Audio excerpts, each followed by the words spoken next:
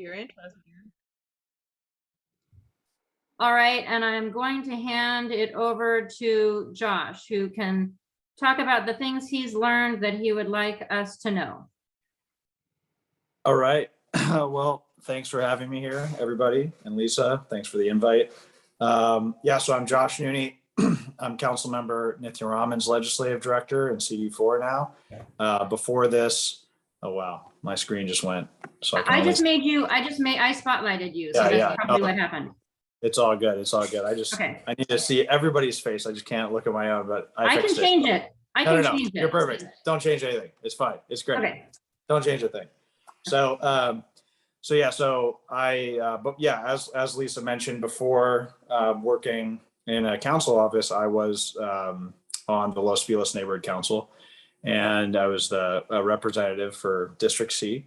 And I did that for 2 years. And during that time, I also started the Progressive Neighborhood Council Alliance to try to get people from different neighborhood councils talking to one another, which is something that you guys are already doing. But that experience taught me a bit about, what my perspectives on how we could amplify our voices as neighborhood council members. And now being on the inside and doing policy work for a council member, and being around the horseshoe and seeing how things actually happen, I do have things that I've learned that I wish I had known when I was on a neighborhood council. And so I'm hoping that I can share some of that stuff with you guys, and that it'll enhance your activism for sustainability and environmental policies in the city. So let's see where to start. Well, the first thing I would say when Lisa asked me about this was, I think that when you're on a neighborhood council, there's a tendency to think that when you pass a CIS or something like that, that's the end of your activism and your work. And the truth is that if you want to be effective, that should really just be the beginning. Because if a CIS gets formally submitted to the council file, and sometimes, and I know you guys will talk about this at a later point, because Lisa had mentioned to me that sometimes that doesn't even happen. Sometimes, neighborhood councils pass CISs, but it doesn't even get submitted formally. Well, let's say it does, and everything works out successfully. All that means is that on the council file management system, when somebody brings up the council file for a particular legislative item, there's going to be something that says, the community impact statement from this neighborhood council or that neighborhood council. That person's going to have to click in to see it. It's not like they are read aloud at any point in the legislative process. And so you're really depending on the initiative of whoever at the city to want to read and be like, oh, I'm curious about what this neighborhood council says, so I'm going to engage with this. And that's not the way effective advocacy works. You don't just hope that somebody's going to listen to you. You scream and shout and get in people's faces, and you make sure that they don't really have an option but to listen to you and hear your voice and what you have to say. And so I guess the biggest thing that I would say is that, first of all, good CIS writing is great, and putting in solid arguments, I think, is a good thing, having that kind of content in there. But really, if I was on a neighborhood council now and I was trying to impact policy on some item, I would ensure that the council president had the neighborhood council president, or whoever else that responsibility is delegated to within your neighborhood council bylaws, actually sends a letter to the people you're trying to target with the CIS enclosed, and says, and by email, and it doesn't have to be a physical letter. Not many people are reading those these days. Although if you did send one, I'm sure it would get opened. But hopefully by email, and I would send it to the council member's address and also your field representative for the area that represents your neighborhood council. I would copy also the district director. Every office has a district director. That's the field representative's boss. And then I would also copy the legislative team. I would copy the legislative director, and maybe the chief of staff. I would hit a number of people on there who you think, you want to make sure that this gets in front of them and say, this is an issue that, the neighborhood council has taken a position on, and, we really would appreciate you taking this into consideration and potentially even a response, or, if it's an email, asking for a response might force somebody to engage with you in a way that they wouldn't have to otherwise. Or, the one kind of difficulty, I think, is that a lot of other groups that are less formal than neighborhood councils have the ability to say, like, we would like a meeting with you. And then a couple people show up, and they interface with the council office, and they say, we really want to talk about this issue. And then council office is going to decide who the best staff members are to be in that meeting. And then usually they're going to have a meeting, unless, I don't know, for some reason they don't,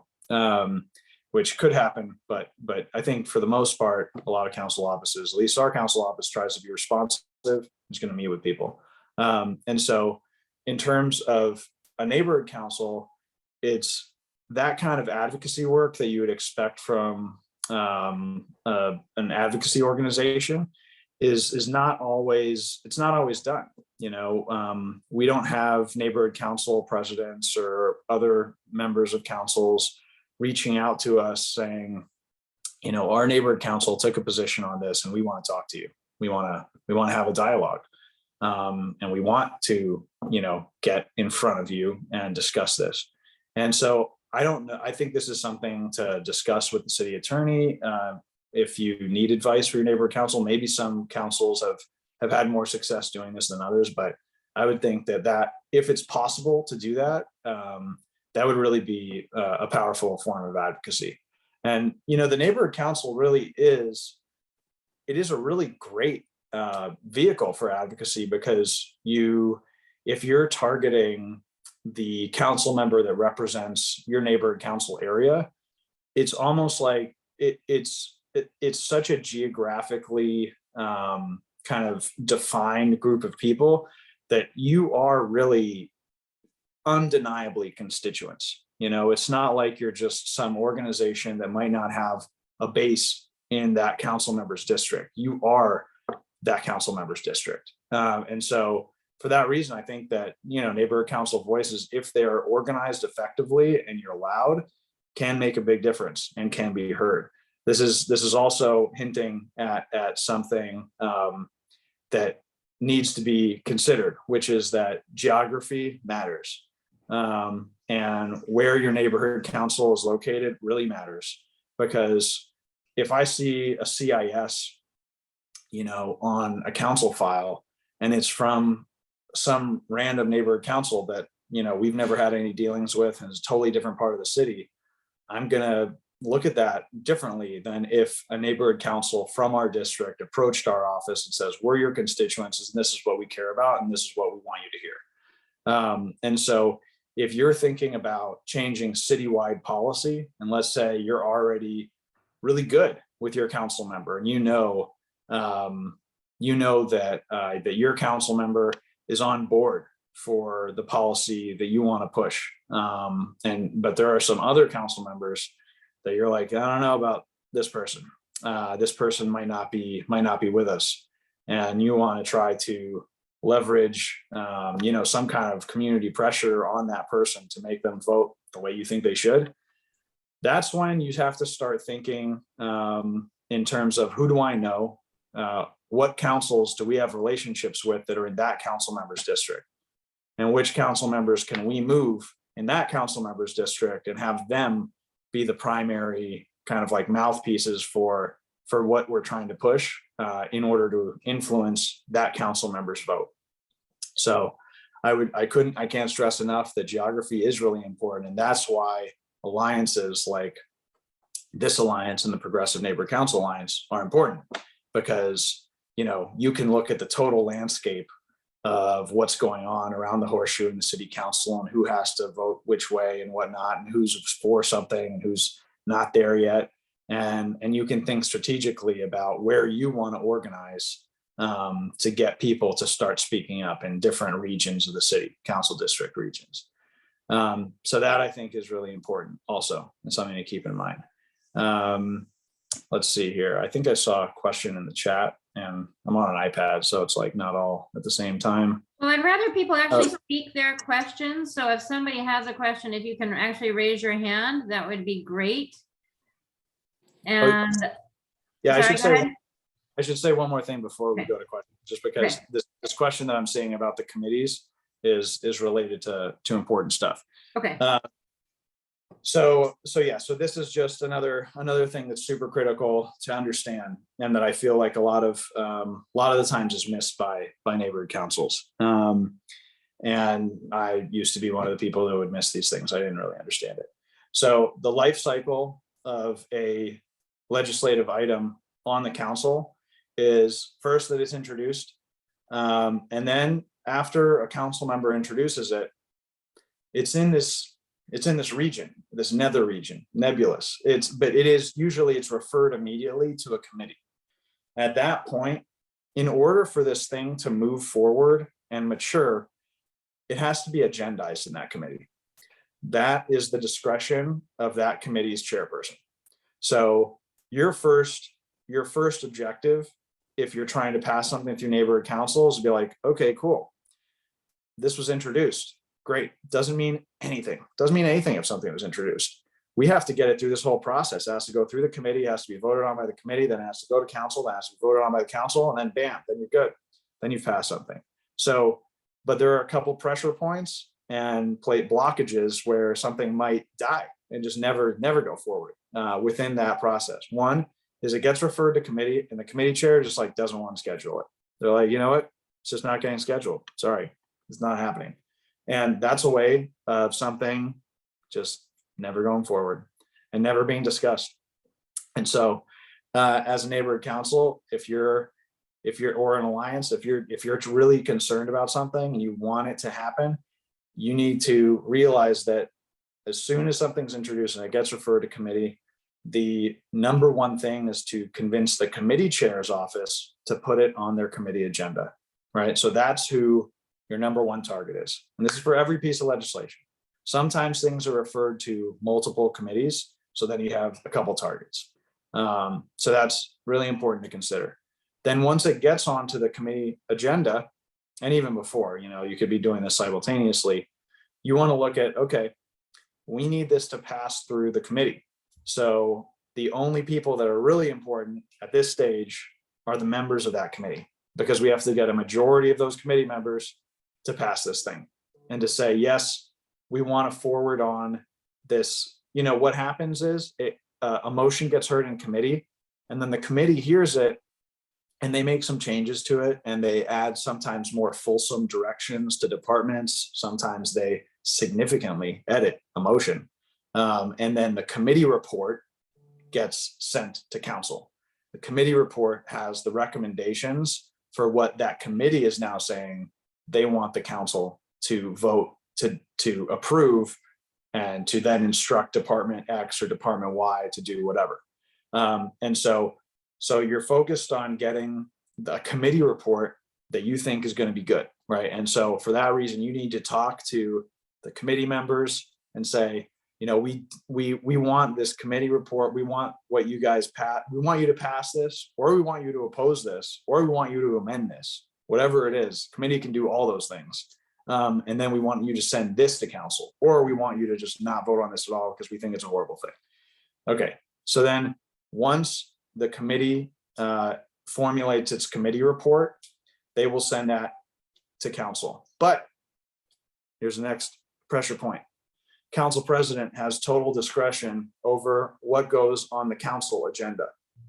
So the council president doesn't like something, might not get agendized, just might not happen.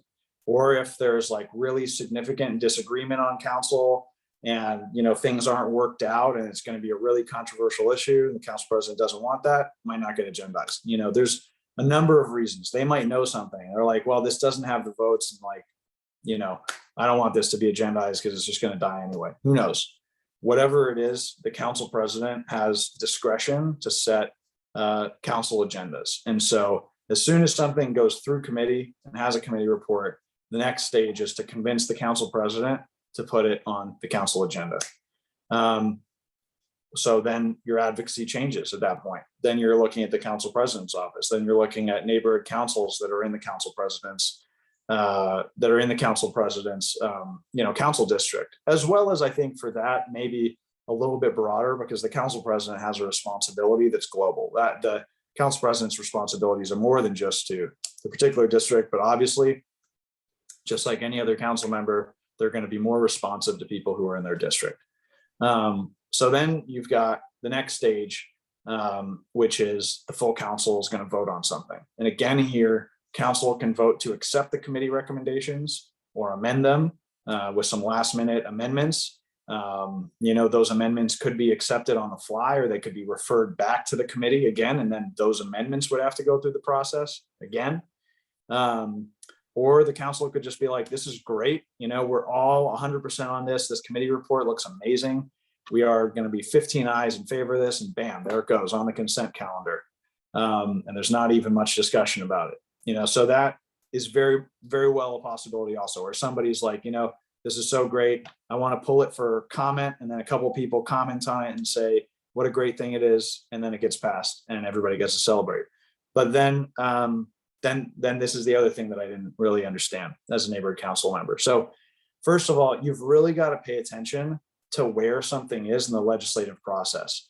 I've seen a lot of the times neighborhood councils are just like spinning their wheels and having big debates about something and putting in community impact statements on an item that's already passed.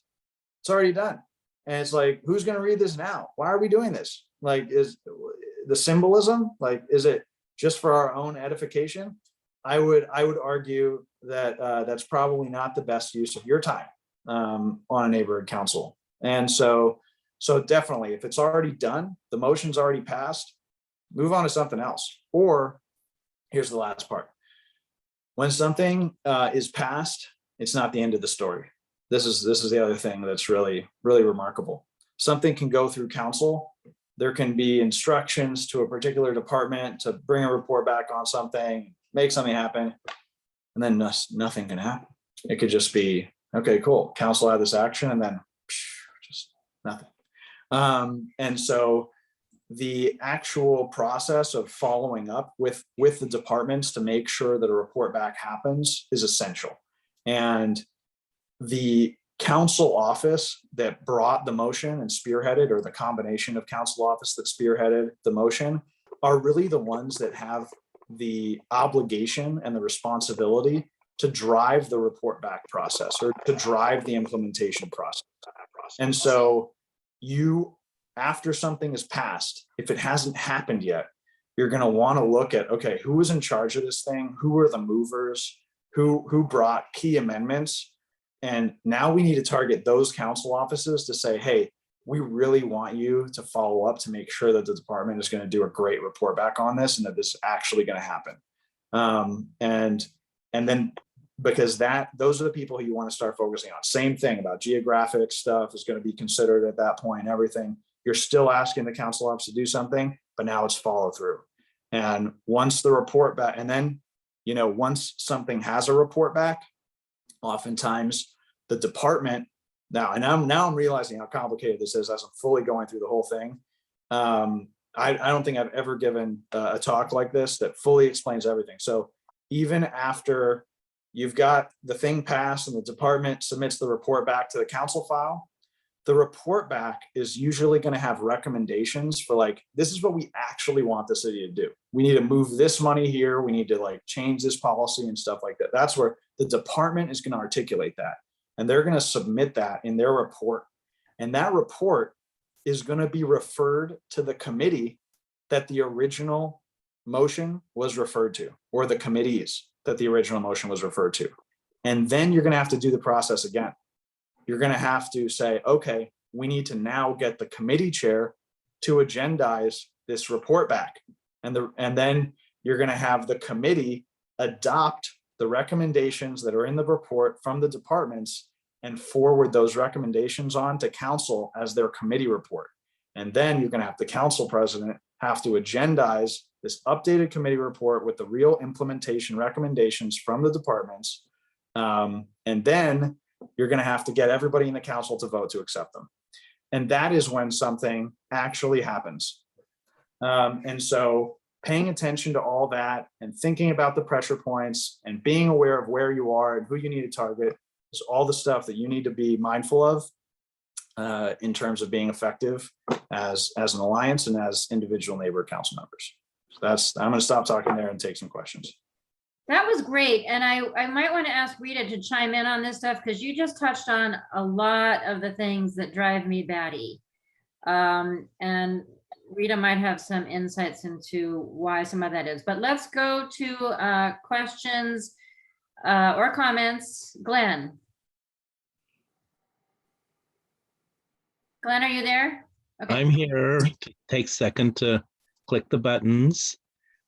Fantastic narrative on the council motion process. Thanks so much. I had a few things in mind when I put that question in, and maybe you can respond if I could just list them and not elaborate on them.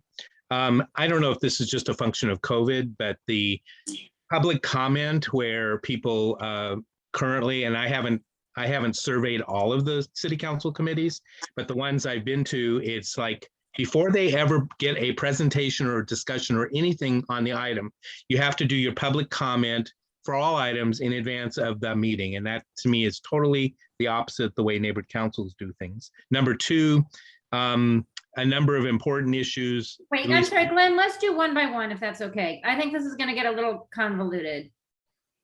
Any thoughts on the public comment? I actually should talk about public comment. I forgot to mention.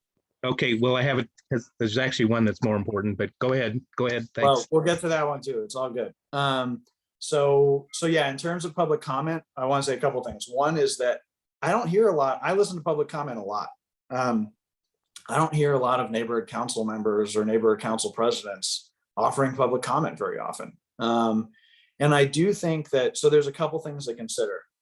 One is that by the time something is actually on an agenda and is like ready to be voted on and discussed or debated, a lot of the time council members already know where they are. You know, there's not a lot of open questions. And so while it is valuable to offer public comment, and you could offer a really strong public comment on the day of the consideration of an item in committee or council, and people might be like, wow, that's a really great point. And like during the discussion, council members might say like, you know, I've heard something, you know, I've heard people saying this, or like, you know, as we heard from that neighborhood council, there's this thing we need to watch out for, how we need to amend this or whatever.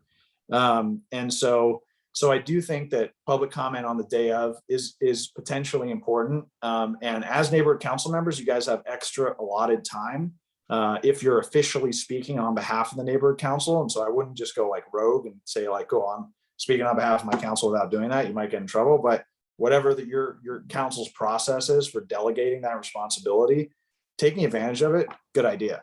And what I would say about public comment also is in terms of not on the day of, is that oftentimes if you want something agendized that's not been agendized, or if you want to tee up your opposition or support for something in advance of it being agendized, you should use the general public comment for that and say, you know, there's a committee report that's like pending in this committee that we're hoping will get agendized soon because we really love it. And we think this, like, there's no time to waste and we want to move on this environmental policy ASAP. So please, please committee chairperson, put this on your next agenda. We think it's really important. You know, that would be a great public comment to offer. And you could just keep doing that as long as you wanted to, keep going back.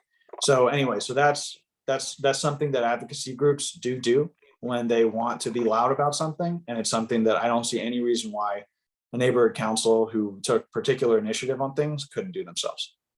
So Glenn had, I think, if I understood correctly, Glenn, you're asking why the city council put all the public comments at the beginning of the meeting instead of at the beginning of the item. Is that right? Well, I think it's a done deal by the time you get to city council, but the city council committees, in the past, when we met in person, we used to be able to sometimes make a difference, right? But now, having it virtual and having everything up front, and also there may be something said when the department general manager or the report that's given to the council committee, maybe you might want to respond to that, right? And weigh in on that, but you can't because you've already had your window to make comments. No, I see what you're saying. So anyway, hopefully that's just temporary, until COVID. On the other hand, it sure is good not to have to go downtown to City Hall to, to be able to make comments. I want to interrupt because I want to make sure Rita Moreno is with us from the Office of the City Clerk. So Rita, if any point in this conversation, if you want to chime in and tell us something, please do. Because this gets into the technical stuff that we probably don't know. Okay, go ahead, Glenn. Sorry, just one more very important aspect for all neighborhood councils, and I'm not sure, Josh, you really. So there's the report backs from the departments. Yes, they can definitely be delayed, or like sometimes been waiting years for some. But the recommendation from the department may be different from the motion that was made, and also which is what the neighborhood councils weighed in on their community impact statements. And when the report backs come, sometimes it's then scheduled within a week or two, or sometimes things do move quickly, and there's not enough time for neighborhood councils, or most neighborhood councils, like to re-look and revise their community impact statement because the report back has changed. And then I've also, one other thing that can happen is when the city council does approve the report back, and then if it's an ordinance and the city attorney brings back an ordinance, same thing. Sometimes there's a very short window, to weigh in on the ordinance, and neighborhood councils may want to have some content there. Thank you. Okay, should we go to John and Michelle, unless you want to say anything, Josh or Rita? Okay. I'm sorry, who was that? Was that Michelle? Yeah, this is Michelle. Hello. Rita was going to say. Oh, Rita, I thought it was you. Sorry, I can't see everybody. Okay, Rita, go ahead. All right, so Rita, go ahead. I'll wait. And I just wanted to add, I'm actually, I haven't been staffing the committees during this pandemic. I am now the one that actually looks at every report that's going to council and approves whether it should go on a new council file number, a sub, or an existing, and makes the referral to the appropriate committee. So I've been doing that since the beginning of last year. And I also staff the city's health commission. But my understanding with the committees is that because of just the technical issues in terms of these remote meetings, that, all of that, the public comment is taken at the beginning. It's your general public comment plus, items on the agenda. And for a while there, we were doing where the public was on Zoom and the committee members were on Google Meet. Now everybody's in a Zoom meeting. I think we're moving into a Zoom webinar.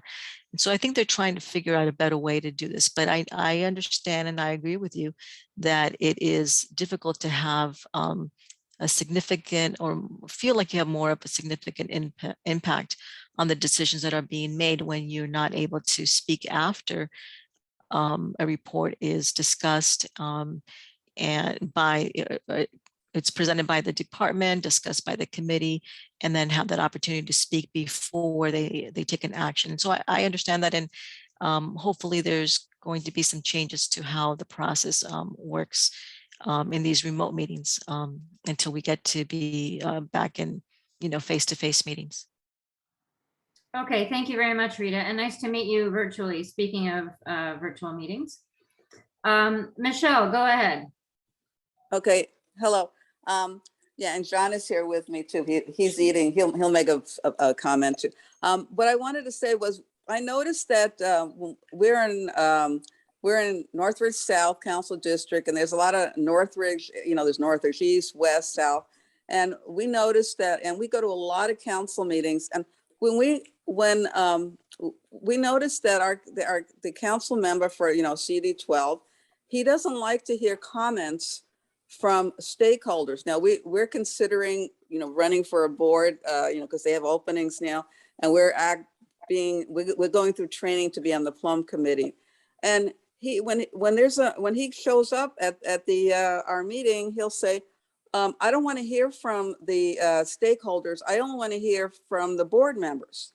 And then we've had, and then when it's CIS files or anything like that, it's the group, our Northwest South has kind of a weak, they're weak. They don't, a CIS, hardly ever Okay. we ever hear as. I'm sorry, but I think I want you to hold off because I think that's going to be more relevant to when Dan talks, because Dan's going to talk more about the within the neighborhood council system. Okay, so anyway, but they were talking, about, we were talking about the different ways we can, the community can speak about, can speak, and we're not, and the community, you were talking about processes and procedures were brought up by Josh. And so that was one of the things that they said that they were trying to do away with, that the community can, have an input of what's going on in the community. And he brought that up, you brought it up too, processes and procedures. And I know that's an order, that's been going on for a couple of years. All right, thank you. That's all. Okay, thank you. Let's circle back to that unless I misunderstood. And if I did, I apologize. Mark, go ahead. Hi, can you hear me okay? Yep. Josh, thank you for coming. I'm in Granada Hills South Neighborhood Council, and you might have heard on the news, we have a very awkward relationship with our council member. And yeah, and who not only doesn't like to hear from the stakeholders, but doesn't necessarily like to hear from us.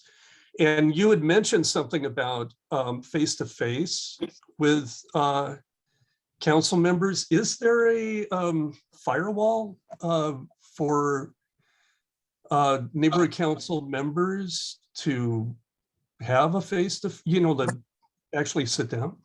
When I said face-to-face, I, was honestly talking about Zoom. In this context, in the pandemic, things are different, but most of the meetings that I have with external groups and advocacy groups are over Zoom. It's rare that there would be something in person right now.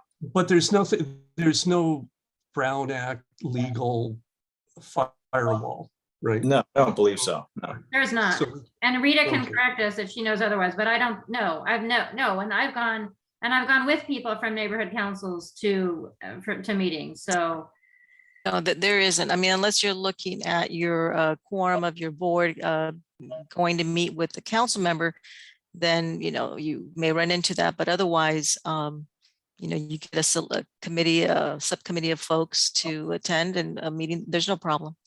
Okay, great. Thank you. thank you, Rita. Gwen. Well, I want everybody to know that on Sunday, this morning, NBC4 news conference, I watch it quite frequently. Mike Feuer was on there, and he was talking about if he's mayor, he very much wants to start to split up the neighborhood. The councils, the council districts, and split them up into smaller components. So to have more council members. In order to be more responsive with the community. Don't know what that means for the neighborhood council system. I do know that might make people more responsive. Council members more responsive to their neighborhood councils, but it might do the opposite. It may be the attempt to get rid of that. With that, Josh, you were just talking about how things die before they even get on any committee or anything. I was looking very actively for any motion on the DDT issue that had, that's out here in the channel. Our assembly, an assembly member, a California assembly member, had created a motion to, it's called Assembly Joint Resolution number 2, that's requesting the federal government for funding in order to really find out the scope of this issue, because cameras on the channel and trying to count leaking barrels is a monumental task. But I have not been able to find anything on any motions anywhere. Is it possible that it died before it even got there? Would there be a reason? I had actually reached out to the mayor's office. Our representative is Joanna Rodriguez. She's been looking into it, Okay, over- Gwen, I'm sorry. I want us to be succinct. Try to ask questions that would be relevant. Make sure we're asking a question that's relevant to The everybody. relevancy is, how do you go about finding motions that haven't even gotten anywhere yet? I didn't even know there was. So yeah, so I can speak to this a little bit because there's two possibilities. One is that something has been introduced and there's a history of it. And if there is, then if you use the council file management system, the CFMS, which hopefully Rita will be able to give you guys a little bit more detailed kind of skilled search kind of terms and stuff like that you can use. It's a pretty powerful tool, actually.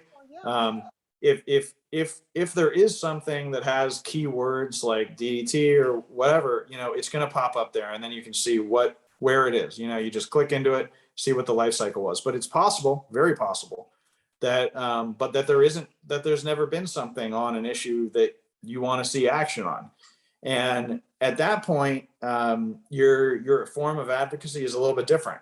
Then you're writing a letter, because you can't submit a CIS. You can't submit a community impact statement because there's no file. So you're writing a letter to your council member and you're saying, hey, we would like you to take action on this. If it's something supporting a federal bill, you say, we want you to introduce a resolution that, would have the city of LA take a formal position of support for this federal bill that's being considered, or state bill or whatever. Or if it's something that's not related to legislation at another level of government, but it's just like an action that you think the city should take, you're going to say, okay, we would like you to bring a motion to do this, or to take some kind of action to make this change.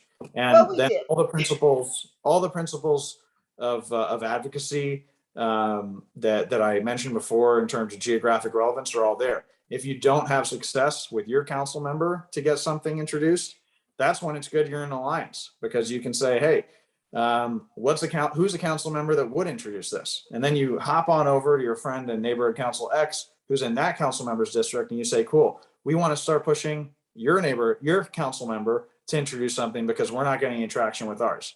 And then as an alliance, you guys can start to think strategically about who's your most likely, sponsor for the kind of action you want to take, and then you target that person. Okay, thank you. Ji Young has a question or comment, and then I actually have a question that might be for Rita. We'll find out. Go ahead, Ji Young. Yeah, thanks for being here, everyone. Okay, so I am a neighborhood council governing board member that you have heard in public comment. I've worked through this process that you've described while being a public bank organizer. So here's what I'm concerned about. Neighborhood council governing board members already spend so much time on governing board meetings, on committees. We are stretched thin to begin with, just as governing board members. Then if we are advocates for some issue or issues, to be able to do the kind of advocacy that is being suggested, it's like, that is like a full-time job. And it's nearly a full-time job. Like what I'm doing right now, like for, with neighborhood council, public bank, Sunset for All, composting. I mean, it's an incredible amount of time, and it's not sustainable. So, I'm just wondering, given that the CISs aren't really, swaying people very much, council members very much, like, are neighborhood councils even worthwhile? Because I'm getting more done being able, pushing outside of the neighborhood council system. So, what do you think about, like, why, I guess, Okay, so Ji Young, I would like you to wrap it up. practically- Yes, he's gonna have to so ask a focused practically, question. so practically speaking, is it really worth, being on having neighborhood councils, I guess? Okay, that might be too big a question for tonight's conversation, but I hear you. Josh, if you want to say anything, that's I mean, it's an existential question right. about the neighborhood council system. And what I would say is that, yeah, I mean, definitely doing work outside as an activist with whatever organizations you're working with can be incredibly valuable. And how somebody chooses to, sorry, I turned blue because my screen went off. How somebody chooses to spend their time, totally individual decision about whether for you makes sense to be on a neighborhood council or not. I do think that if wielded correctly, the idea of a neighborhood council as a kind of like representation of very geographically focused community sentiment in a particular council member's district could be valuable and could be leveraged effectively to make somebody think like, wow, okay, I really want to get elected again, or I don't want to really upset people, et cetera. I have to take this seriously. And it's just a question, I went blue again. It's just a question of whether or not, yeah, it does take time. And the things that I'm saying do take time, but I also see neighborhood councils spending a lot of time on things that don't matter.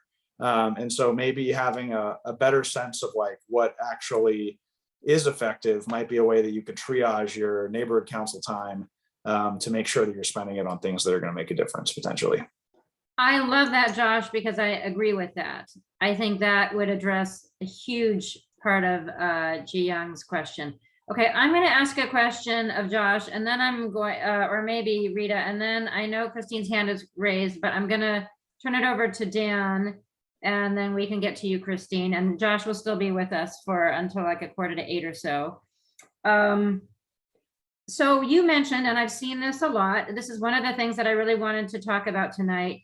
For some reason, I guess you have to find out what the experts, City Council wants to find out what the experts say we should do. So it seems like with 99 or maybe 100% of all council file stuff, I mean, council motions, there's often a report requested. That's often the first action. And you mentioned, and I have seen many times, there's a timeline, there's a deadline. And the departments regularly, consistently, I might say always, miss those deadlines.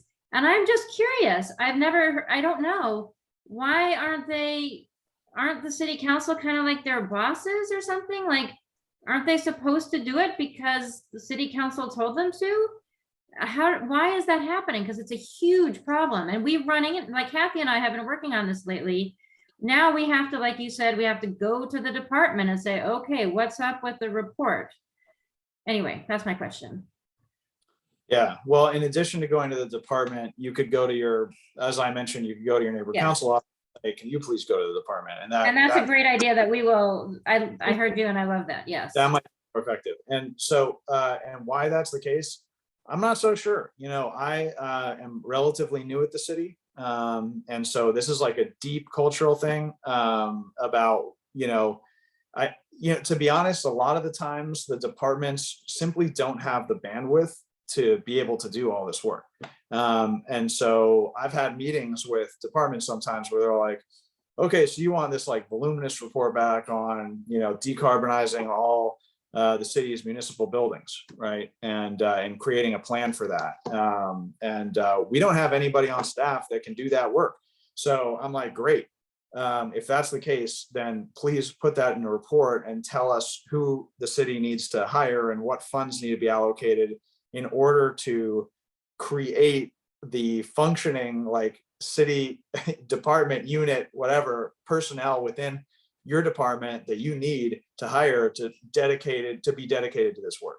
And so there is oftentimes like for another one on urban oil drilling, there was just like, there was nobody at the CAO, at the CAO's office that was in the position, the relevant position, that there was a vacancy after somebody had left, somebody new needed to be hired.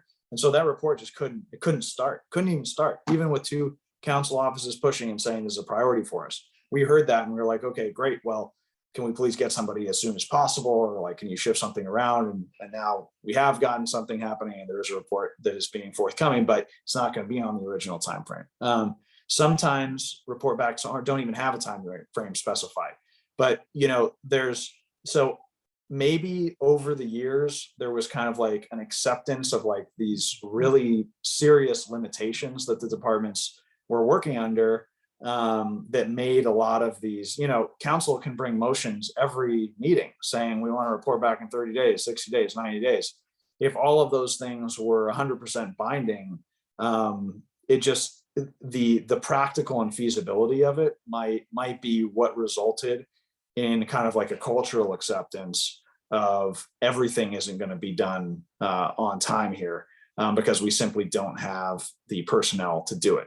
But I'm not a city veteran, and so I can't fully talk about how that all happened, but that's my theory.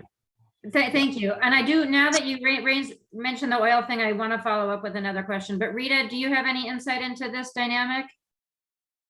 Well, let me tell you, my entry into the city of LA was, I started off with the council office, worked there for 4 years, and then moved. And my first job after council office was with the Department of Neighborhood Empowerment.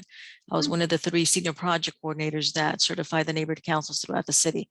I was responsible for the entire San Fernando Valley at the time, and then did all of the training for a while and whatever. So I was with neighborhood councils for a while before I became civil service and joined the city's departments. And I've worked at the Community Development Department, Animal Services, City Planning, Ethics Commission, Economic Workforce Development Department, and now I'm at the clerk, and I'm trying to remember whether I lost any department along the way. So, I've kind of seen the world through different eyes. And yeah, and Josh is right in terms of, his conversations with the departments about getting those reports done within that time frame. And it really is an issue of resources, but also capacity in terms of the staff, but it's also, it could be knowledge base. A lot of what we're doing now in terms of, looking at the city's, green, looking at a Green Deal for the city, and all of these projects and goals of reaching zero emissions and what have you. So we were really looking at working in a different direction than we have been for a number of years. And so you have to get that expertise on board. And you have to get the bodies in there. We lost people with the pandemic, and with the recession before that, there were all these early retirements, and a lot of those positions never got filled or started getting filled. And then we had the pandemic, and so you had lost positions, and now we're trying to backfill those positions as well. So there's this constant catch-up game, that we've been going through for the last several years. So that's part of it, but that expertise is another part of it. The city doesn't hire sometimes for the future. It hires for what we need now.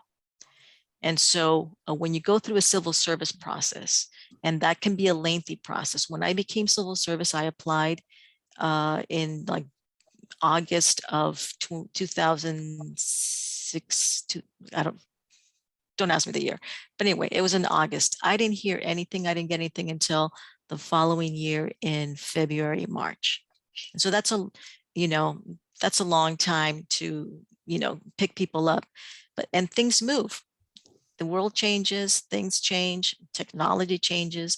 And so the way the city hires really doesn't move quickly enough, and it's not looking towards the future. And it's really hard. That's one of the departments that does not change quickly, and that's personnel, because we've done this way for so many years. And it's just hard to get us to do it a different way. And that's a big problem. And so when you have those, backfilling positions, it takes a long time. And again, you may not be testing the way you should be testing to get the kind of people that you need to get in place to look at these issues that'll move the city forward. And that's all I'll say about that. Okay, thank you. And I want to ask, I'm getting anxious because I want to go to Dan, but since you raised the oil question, Josh, this is another thing I wanted to make sure we discuss tonight. And I'm hoping Rita or Josh can help. So Josh mentioned that the petroleum administrator position was vacant for years. And so it was very hard for us to move. We're part of the Stand LA coalition that's trying to eliminate oil drilling in the city of LA. And we were at a standstill. I think that was politically driven. I don't think that was just because of personnel issues, but let's let that question alone. That's too big a question for tonight. The question I wanted to ask now is that we've made a lot of strides. Krikorian's office actually has done a lot to help us get to the place where we are looking at making oil drilling a non-conforming land use in the city of LA, which is very exciting. This is now stuck, as we were talking about before, this is stuck at a committee that John Lee, who we mentioned earlier, is chair of, and he just isn't hearing it. And because he isn't hearing it, we are completely stuck. And so my question, and I don't know if Josh or Rita knows, my question is it the rules committee or is it the president who decides which committees a motion goes to, and can that be changed? If a rules committee, whoever chairs that, or the president sees that something isn't moving, can the designation of the committees that are hearing it be changed? The CLA looks at the motions that are being introduced and determines which committee those goes to. CLA. I don't know if the CAO has any hand in that, but I know that the CLA has traditionally been the one that, they work for the council in terms of making sure that that the policy and whatever they want to see happen goes to the appropriate committee. The president, council president, appoints the members of each committee and who is the chair of each of those committees, chair and vice chair. So would the CLA agree to, the CLA can't move on something that has already been referred to a particular committee to another committee. That would be the council president. So we would not be able to do that. We have to wait for the council president to basically tell us, yes, add referral to such and such committee. So that's basically how that would work. Wait, so sorry. I can tell you give a little bit more on that, which is that there's a council file with a resolution that was adopted by the council in 2017, I believe, that is the latest kind of definition of what the scope of each one of the committees is. That council file is 17-0769. And that's where you can see the guiding document that the CLA is using in order to determine where something is going to go. And in terms of, things can be referred to a second committee after the fact. I know that has happened. In terms of taking something away from the jurisdiction of the committee, there is a rule. I'm not sure which council rule it is, but a member can bring a motion to kind of take something out of a committee and just bring it to full council without the committee's recommendation. So okay, it's not something that's commonly done. I think it'd be very hard to get that passed, but it is a formal rule that the council has at its disposal. Thank you. That is so helpful. And I know that would be I get people wouldn't want to do that, but it's nice to know that that's an option. Okay, let's move to Dan, and Josh and Rita will stay with us, at least Josh, for another 10 minutes or so.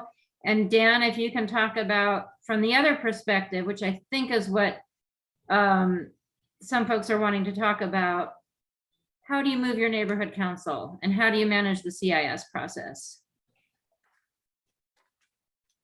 Yes, well, let me attempt to address that. I have some experience, but I'm not, you know, I'm gonna give you like a kiddie version compared to what you just got from the previous speakers. But so here's my take. Let's say you're interested in an issue, you really want it to move, and one of your opportunities for getting things to happen in the city is to get the city council to pass a motion. It's hard to get them to introduce a motion for you, but if one happens to come along, you probably want to notice it and give it some love, and that can help it move along. And one of the ways you can do that is for your neighborhood council to file a community impact statement. They're at their core, they're very simple. They can just be a few words saying, we support this motion. A neighborhood council's committees usually propose or recommend that the board pass a CIS. When they pass a recommendation to that the board pass a CIS, they then get it on the neighborhood council's agenda along with an information packet. Then the CIS gets voted on by the neighborhood council. If it passes, then it has to get filed by one of the up to five designated CIS filers that the neighborhood council has. And that's a place where things can get screwed up. But let me just move on quickly here. As I think was mentioned, motions can get stuck in committee. And one of the ways that you can help them get out of committee in theory is to file lots of CISs. Council File 19-1577 happened to move out of committee after it had 5 CISs in favor of it and none opposed. And that may or may not have been a coincidence, but I like to think the CISs made a difference. Another really nice thing about CISs is that they are teachable moments for your neighborhood council's board. A lot of times the sustainability committee understands an issue and then they take it to the board, and the board really isn't familiar with the issue, and the public that's watching the neighborhood council meetings, and sometimes there are people there, they also aren't familiar with it. So it's good to inform the board, but they don't have much time to be informed. So you need to come up with a really short, concise description of the problem and the proposed solution and the benefits it has for your neighborhood. And you want to avoid preaching when you do that. Find some arguments that are going to have broad appeal if you can. All right, so to get real specific, when I've been doing this kind of work, I like to use a single page fact sheet that just lays out the problem, describes the motion and the possible benefits and what we want the board to do on one page in very few words. And it's hard to do, but if you do it right, the result can be read in 30 seconds or 45 seconds by a board member trying to catch up right before a vote. I'll show you an example of that if I can here. I cannot. Hang on. Yes, I can. So can you guys see this? Yep. Okay, so I'm not going to get into the details, but I try to boil down the problem that's being addressed in a way that people can relate to in very few words. I don't go on about it. I don't use emotive words. I just describe it very factually. Then I do the same sort of boiling down of the motion into its just most basic piece. And then a couple of ways that I see the motion benefiting people. And then I I come up with some sort of simple proposed text for the community impact statement. And you'll note that I have footnotes because I can't help it. On the second page, I have links. So people who get this can and have time can go and inform themselves in detail. But in general, it's just a simple, non-threatening thing that fits on one screen, one piece of paper.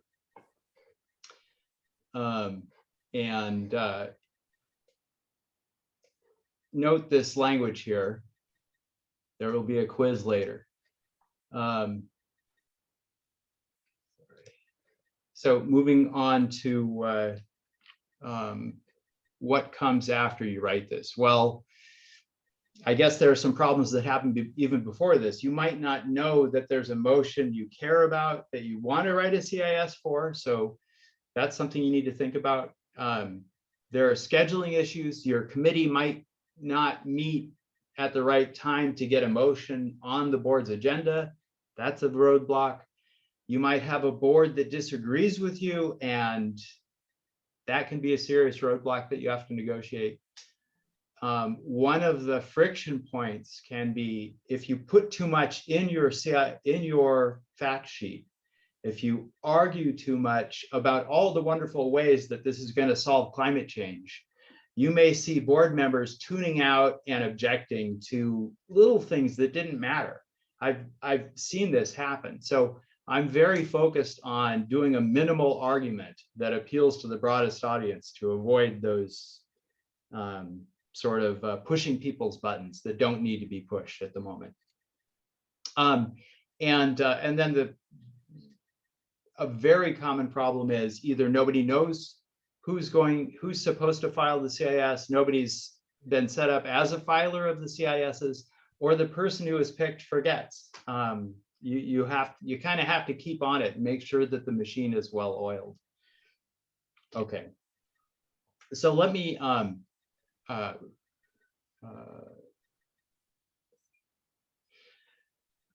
say that the council file system is not especially easy to use. It's, I guess, powerful, but the current one is a little rusty. Here's what the search interface looks like.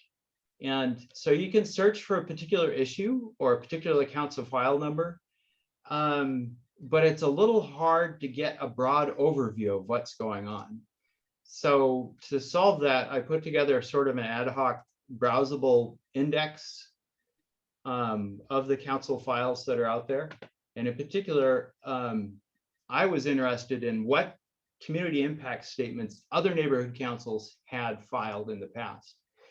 And so this ad hoc index lets you look through all of them. It's kind of neat. You can see, okay, these are the most recent community impact statements that have been filed. Oh, look, there's a lot of them on the COVID-19 vaccination requirement. That's interesting, but it's not about sustainability. So you sort of browse through until you find something you care about. Like you could search for LA 100 here with your in-browser search, Control F or Clover F. And this pulls up the LA 100 motion, which was a real important one. And you can see all the neighborhood councils that that weighed in on it.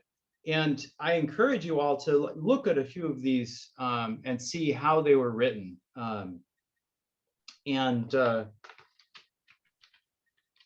Let's see. Here's another one that we actually care about, the Lacers divestment motion. There were a lot of, maybe a dozen CISs filed for that. And let's just look at one of them at random. This one was an opus. They said, yes, we, what did they say? I don't know, it's hard to tell, but it's a long motion. I think we kind of need to wrap up because I'm. Yeah, quite anxious about time, just to be transparent. Okay, well, let me look at one more. And you remember I said there would be a quiz. The fact sheet had a suggested language. Well, Mar Vista just used the suggested language. And if you look at this particular council motion, I think 10 of the neighborhood councils use some part of the suggested language from the NCSA fact sheet. So that is in a way a success story for NCSA's sort of using a fact sheet, getting it out to neighborhood councils and getting them to act on a particular motion. So that's, I guess, all I have to say, and I will. So I want to get to a couple, if Christine has a question, and then I will ask Rita to show us a little bit, because I think there's a new council file management system coming up that I would like us to get some exposure to, and I'd like to know a little bit more about council files from her. And Josh has to leave us momentarily, I'm afraid, but thank you, Josh, if you have to leave shortly for it. That was fantastic and super helpful. And you wanted to say something, go ahead. Yeah. I mean, if this question was for me, I'll answer it, but yeah, then I'll go afterwards. But Okay, otherwise. okay, thank you. Christine, go ahead. Yeah, and it can be at a subsequent meetings. I know we're running out of time, but one of the things I'm putting in my chat, Josh, I'd just love to hear at some point more of like, if there are some specific things where you see councils wasting time and energy, because I'm new to serving on the council board, and we have, since we started, it's been a few months now, never get through our whole agenda. And things just fall off and they don't get voted on and letters don't get sent. So, I'm just one person. And so I don't know, anyway, I just think how to be efficient and prioritize so that we can be contributing members to our city government. Sometimes I feel like we're not actually having a voice in any of the actual government of the city, Yeah, I can answer that pretty quickly. I think just from my experience being on neighbor council, now being here in the city council staff. Yeah, neighborhood council's primary responsibilities are, number one, to distribute the money that you guys are responsible for to do good things in your communities. So things that are related to that are important, and you should continue to do those things and think of them as like critical functions of what you do. And then the second thing that you're trying to do is be kind of like a conduit for community sentiment to influence your city council representatives. And so I would say that things that don't fall into those two categories are not the core mission of what you're doing. You're either working on that money, or you're trying to get the city council to do one thing or another through a lot of different ways. Or you might try to do kind of like fact finding or have a hearing or something like that to discuss an issue, to really like come to an agreement on what is the community sentiment that you want to eventually then communicate to your city council member or to other city council members, if it's a broader effort, in order to influence city policy. So those are the two things you should be focusing on. If people are focusing on other stuff, feel like, can we get back to our core mission and do our work well? Because we're all volunteers, we're all trying to make a difference, and we don't want to spin our wheels on stuff that doesn't matter. So that's what I would say you should be focusing on. And yes, I do have to go, but I'm really, really happy to have been invited here and to give you guys a little bit of what I've learned. And I hope you use it to push awesome environmental policy through the city. I'm looking forward to seeing the fruits of your labors come across my desk when I have to advise Nithya on something that's before the council, or maybe hearing from some of you directly. So thank you guys so much, and Godspeed with all your work. Thank you, Josh. Thank you, Josh. That was great. Thank you. Okay. And Los Feliz Neighborhood Council, I should mention, was perhaps, and maybe is, the most prolific neighborhood council in terms of CISs of all of them. And I asked Josh if he knew what the secret was, and he did not. But it's something really, really interesting. They really get through them. And I mean, I think it makes a difference. I think it's really powerful. Rita, let me move to you. Dan mentioned the current council file management system and showed us a little bit about that. My understanding is that we're in transition to a new council file management system, and maybe both are up right now. I do not like the old one. I am kind of getting used to the new one a little bit, but actually I'm not sure that I like the new one. I'm wondering if you can walk us through a little bit, maybe share your screen if that's possible, and show us a little bit about the new one and things we might like or things we might not like. Would that work? You know, I actually don't use the new one so I haven't even looked at what you're looking at in the public. Let me back up. Right now, everything that's being processed that's going to council is we're using both systems.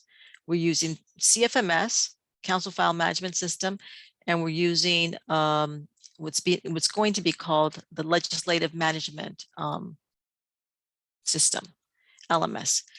LMS is not up. The public portal isn't up yet in terms of being able to search for, what you were just looking at, the search mechanism. Right now, you're only able to access CFMS. You're not able to access the new system yet. It's still being developed. Okay. And what we're being told is that it should be ready sometime at the end of the year into the next year. They haven't even, and Melinda, who I believe you emailed with initially, Melinda's part of the folks who are working on this new system. I'm part of the council public services section division. Melinda's with a different division. And she's actually would be the one that could give you more information because she's in direct contact with the vendor. And we in our division let her know what all of the glitches are that we're running into, what needs to be addressed. And one of the big things that we're looking at is basically that public interface. This new system is supposed to be a better interface for the public. So that's the hope, but it is not up yet. It's not up and running. And all you have access to is CFMS at this point. One of the problems that I've identified with the system, and that's because, like, as I said, I'm looking at everything that's going to council, every report, everything. I'm looking at everything, and I'm looking at your community impact statements. I'm looking at the public comments. And although I'm not the one responsible for uploading those, I am looking at the challenges. And that is, if you look at CFMS, you can see that you can scroll down and pretty much look at the activity. And the activity shows you what's been going on with this council file. This motion was introduced on this date, and it gives you a little PDF icon. We can click on that and, brings up that motion. And you can just keep scrolling up the activity and see what happened. It was referred. It was scheduled for committee on this date, and then the committee heard it and they approved it, disapproved it, whatever. So you can look through all that history, and you can easily click on that link and get to that to see that committee report, that motion, that staff report, whatever it was that was considered or is going to be considered. So far as I know, this new system isn't set up this way. And the reason being is that it's an off-the-shelf system. It wasn't built for us. We are trying to get it to work for us. And so that is why there have been so many meetings with the vendor that Melinda's responsible for. And so that's basically what I'm talking about. You see those little PDF links next to that activity. You click on that, takes you right to where you need to go. So as far as I know, this new system, it doesn't work this way yet, and that's what we're trying to get it to be. Okay. So just so you know, that is up online. I came across it and I saw that I couldn't search it. And that's one of the main, that was like, oh my gosh, the new system. I don't like the current system, just so you know. And I was like, oh my gosh, the new system is worse. But so they're working on that. Yeah, what you're looking at is obviously this is our current system. Right. right? And what we're working on is a system that will allow you to be able to look at just what you want to look at. Right now, if you want to look for that initial motion, and let's say it's one of those council files that has like tons of reports on there, a lot of public comment, a lot of CISs, you have to basically scroll down and look for everything. You can't look at the activity. Just find the activity and then click on that link and it gets you right to that document. Somebody just crashed right outside my house. Oh, wow. Wow, that was pretty bad. I'm hoping somebody's gonna go outside and look and call the 911.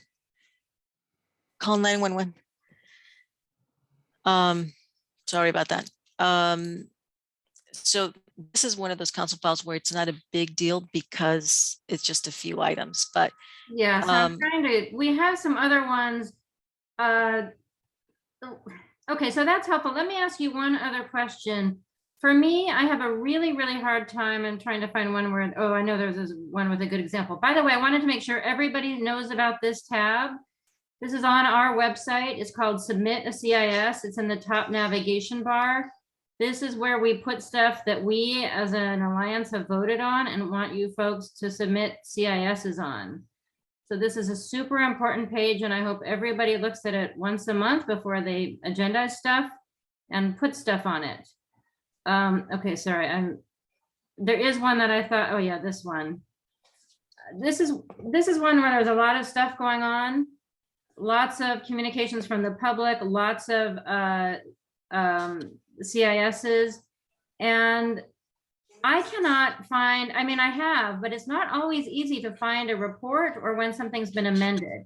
And I wonder if you have any advice about how to find when something's been amended, where to look at the amendment and to see and find reports easily. And if you don't, that's okay. We can, I mean, the system's changing. So I'm sorry, repeat that question again. How can we find amendments? Like here's a good example. Okay, Planning and Land Use Committee approved as amended, but this is probably just going to be the motion. Like, okay, here's a report. Maybe this is better, but we can't always find the reports or the amendments. Well, so so here, the committee was the one that amended it. So the amendment will be one of these, and basically you're going to have to look at the original motion in comparison to the recommendations in the committee report to see what that amendment was. If it were an amending motion, then you wouldn't even see it under this activity section. You'd see it under online documents where the amending motion would be uploaded directly as an online document. And then you wouldn't see it again until it was acted on by the committee or the council if they consider that amending motion.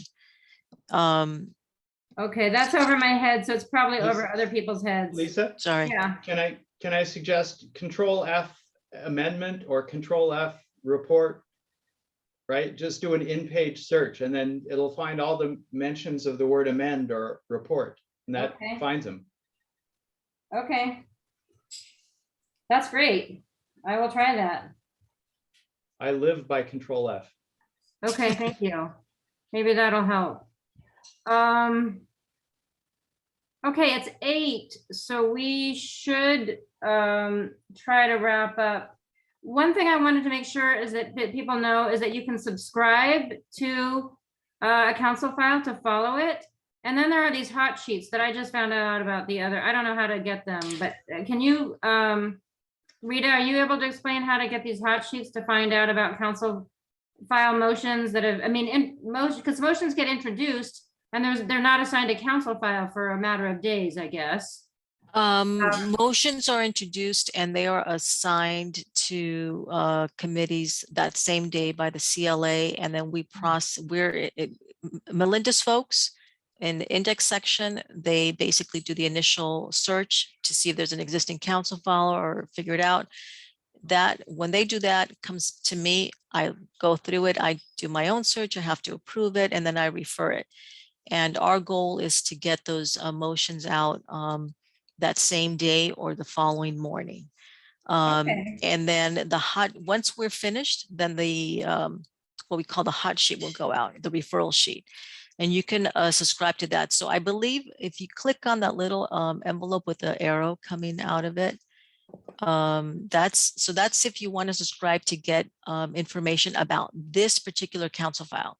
If you want to know what's going on with 190603, anytime anything happens, something gets uploaded to that council file, it gets scheduled for a meeting, whatever, you can subscribe here. You put in your email address. If you want to subscribe to committee agendas or whatever, is it this icon? I'm sorry, hold on, let me see if I can get on my own. That's okay. We're running out of time, unfortunately. Okay, but well, So, where you subscribe to a committee agenda, that is where you would also subscribe to get the referral hot sheet. And that'll tell you every motion that was introduced in council for that particular day. Well, Rita, I did have a similar question. In the chat, I put the link for a motion that's very old, and thank you for showing me the email thing, because there was a report that was just filed many years later, August of this year, that was added to a file. But sometimes there's kind of sister files that are created. In this case, it has an S1 attachment to the same council file number, but doesn't seem to be any connection to the original council file.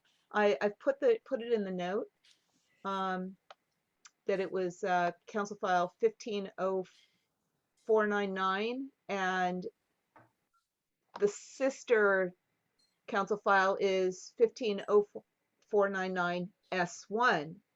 How are those created where it's an S1? It is connected, but how do you get an announcement of this sister file, and how can they be connected in some way through the system? So they're called subfiles. That's why you have the S. And it will occur that it just depends. So this one that you're looking at, the 150499, that was created in August of 2021.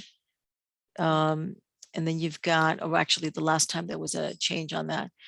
And so why sometimes it's the reason is more obvious than others. It's supposed to be something that is relevant to that particular one, but not in direct response to that. So for example, you'll have a motion that's introduced and it's asking for a department to report back on this and another department to report back on this other aspect. And so in some cases, those report backs are in that initial council file because maybe it's leading to an ordinance. And in some cases, maybe it's kind of tangential where it's when we want this department to start working on some outreach campaign or what have you, that may be going in a different direction, not necessarily something that's going to speak to what goes into an ordinance, for example. And so that may be put on an S file. Why? Because it's responding to one of the directions that is given in that motion. So okay. it I'm just sorry, depends.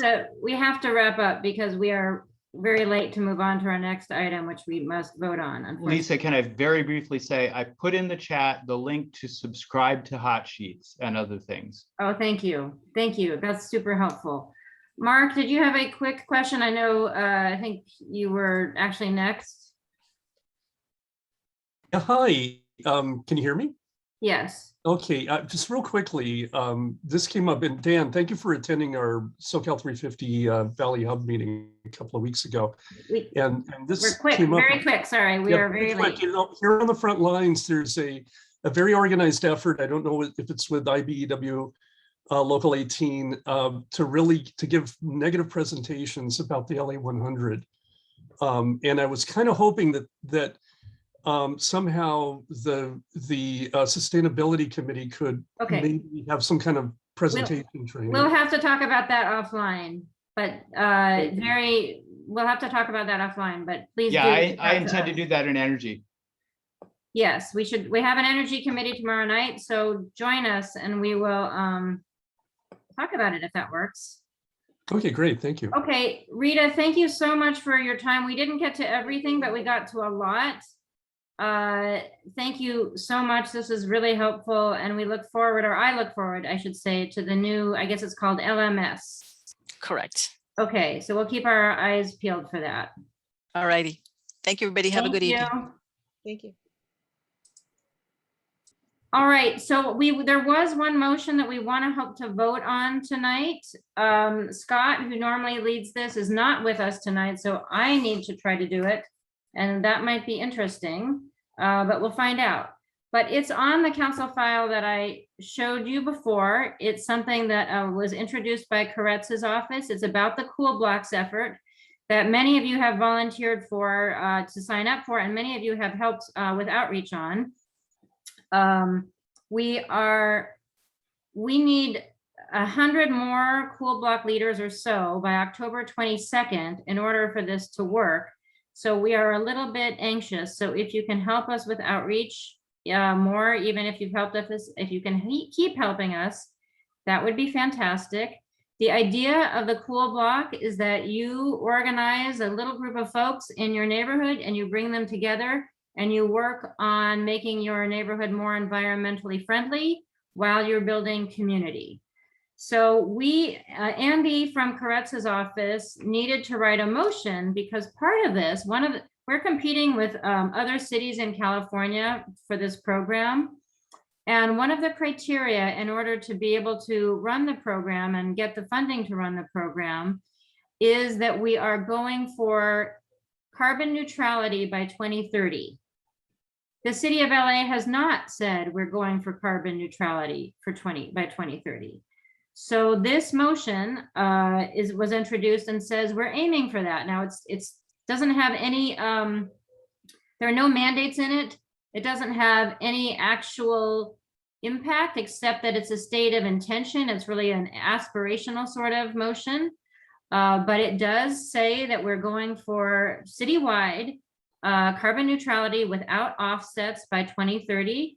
And it asks all departments to support the Cool Blocks effort.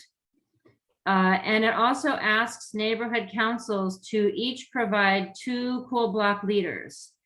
Now, this won't help us by October 22nd, but it is a longer term goal to, and this was actually an idea from somebody connected to the Granada Hills South Neighborhood Council, who said, hey, you know, if each neighborhood council provided 2 people, you'd be at your goal of 200. And that sounds very reasonable, right? If each neighborhood council has roughly, let's say 40-ish thousand people, 2 people per 40,000 sounds like it should be doable. Of course, we're not quite there yet. But so we would like to, I mean, it would be great, of course, this is an NCSA program. Many of you folks have been very supportive. We would like the NCSA to formally support this motion. And so that's what's on the table for tonight. And so I would love to hear if anybody has any questions or concerns or thoughts about that. Glenn. Sorry, I may have missed something. You said Koretz introduced the motion? Yes, and then, sorry, and also with Raman, who Josh works for, and De León. So I didn't see it in the chat. I don't know if it was put into chat or if you did share screen or what, because I'm sorry, I'm looking for it and I'm not finding it. So thanks. Okay, it's on where you RSVP'd. It was on the page where you RSVP'd, but I can try to also put it in the chat. And that is the one I was screen sharing on. Oops, I think Lorraine just did, I think. Oh, good. Thank you, Lorraine. 1042. Thank you. Yes, that's the right one. Thank you, Lorraine.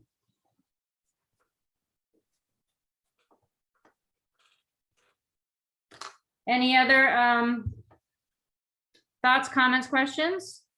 I mean, maybe this is really obvious and we don't need to talk about it. I was kind of banking on that. And so, which is why I haven't given us a lot of time for this. Oh, Gwen, it says raise your, Gwen, go ahead. Gwen, you're muted. Hi. Just a point of clarification. Are we voting to take this back to our councils, or is this to say the NCSA supports this? The latter. You're voting to say the NCSA supports this. And then we ask you, we don't vote on this, but we ask each of you to take it back to your neighborhood councils whenever we do vote on something. If that makes sense. Okay. Boy, no conversation, that's fine. So should we just go straight to a vote? Does that work for folks? Maybe give me a thumbs up. Oh, Christine, go ahead. I think it's a great idea. And I'm ready to Thank you. vote on it. Okay, cool, thank you. So Muriel, I don't quite remember how this works. Do you take over now? Yeah, I do the roll call. Okay. There's a short list, so I could just do it. Okay. I vote in support. So Lisa, Yes. Christine. Oh, and she popped out. She's right there. I see her. Is that me? Yeah. Yes. What's your are you in support? I'm in support of this motion. Okay, thank you. Gwendolyn Henry. I can't. I have to abstain. Okay. Okay, Lorraine. Yes. Thank you. Dan Keegle. Abstain. Thank you. Carol Hart.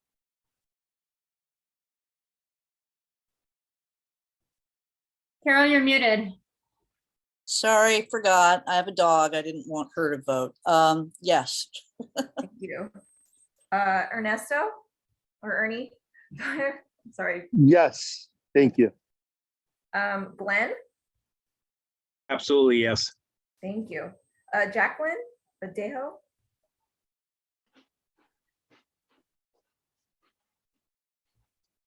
I'm so sorry. Good evening, everyone. I don't know if that was a mistake. If I was a voting member, I would say yes.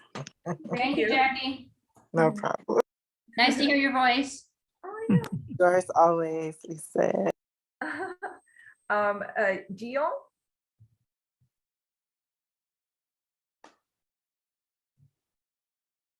I thought I saw her.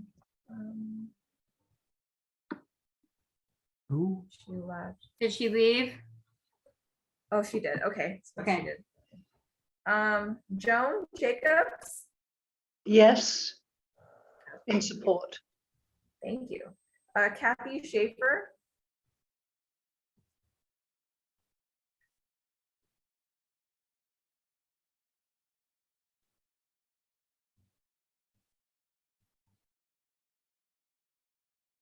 Kathy. She too.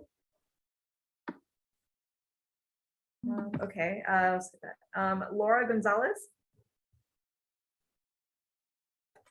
Yes, in support. Wonderful. Thank you. Mark Morris. Yes. Thank you.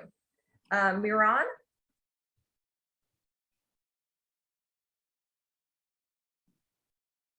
He gave a thumbs up. Oh, okay. Thank you. Pico Union. No, that's Aurora Corona. Oh, sorry. Aurora is actually, I don't think she's a voting member, so I think that's a mistake on our part. But Aurora, I would love for Pico Union to join. So I'm going to try to get him. thank you. That would be great. Lisa. Robbie. Yes, thank Robbie. you. And then Rosalind. Yes. Wonderful. Okay.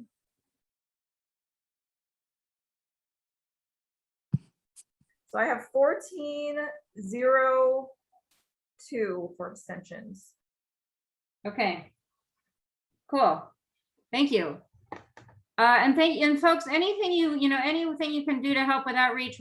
So many of you have stepped up to do it, to be cool block leaders, and so many of you have stepped up to help support, and we still need your support for 12 more days. So if you can help, let me know. Thank you. Let's move on. This is great. We're actually ahead of time. I was so worried that we were behind. Let's move on to committee updates. I cannot share my slides. Dan, I saw that. Can you share the committee slides, please? Because I saw that they were up on your screen, and they're not coming up on mine for reasons that I cannot explain. Okay, hang on.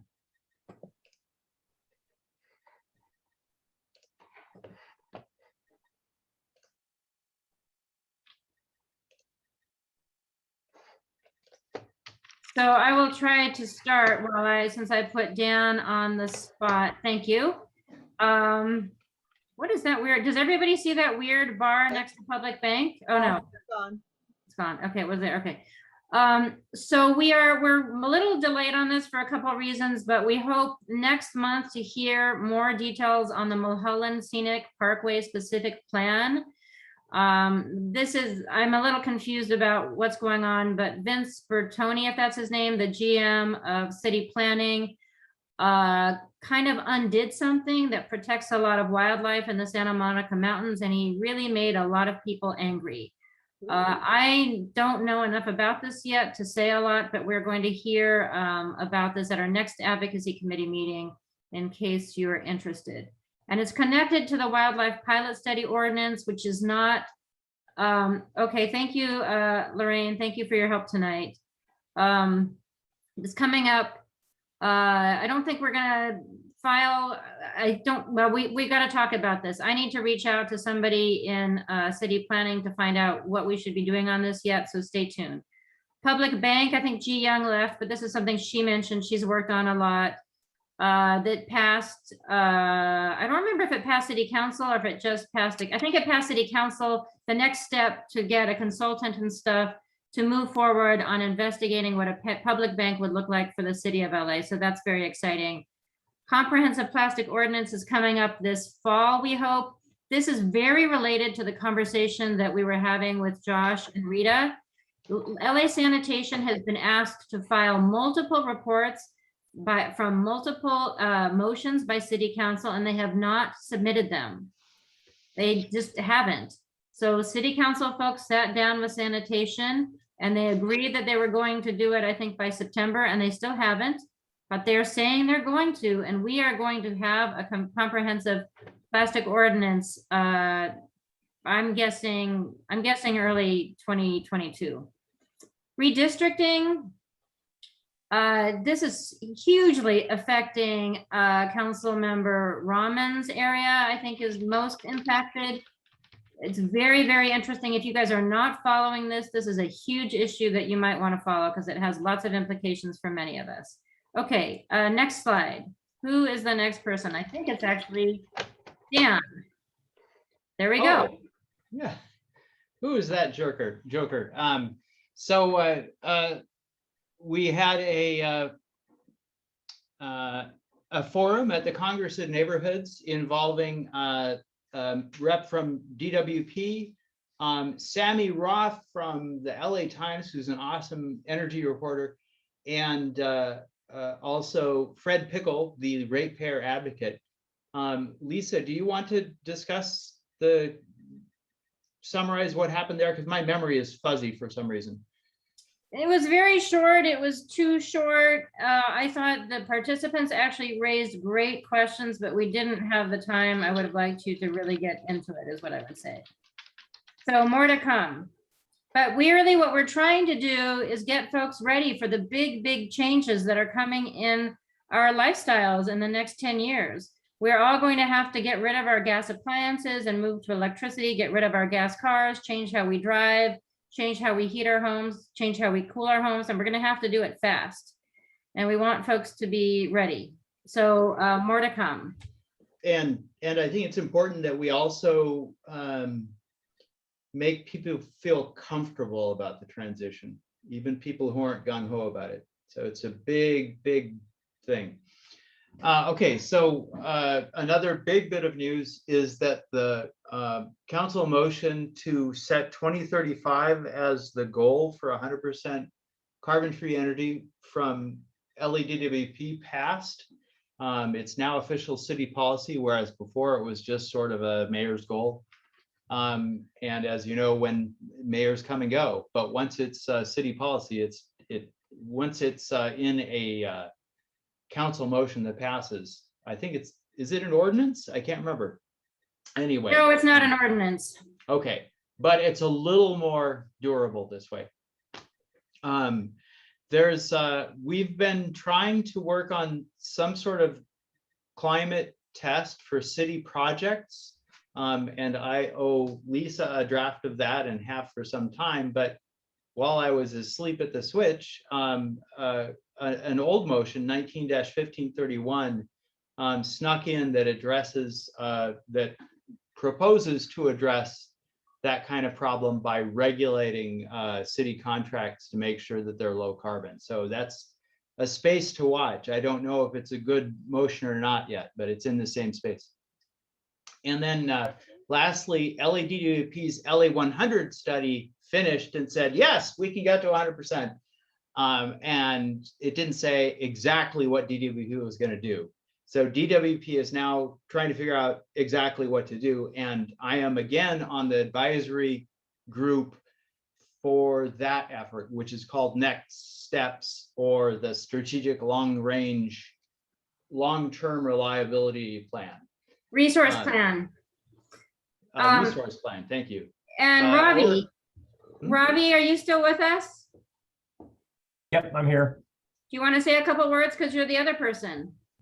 Well, yes, I'm the alternate on that SLTRP advisory group. And so they've had a few meetings so far, and the purpose is to kind of translate this to the actual SLTRP actions.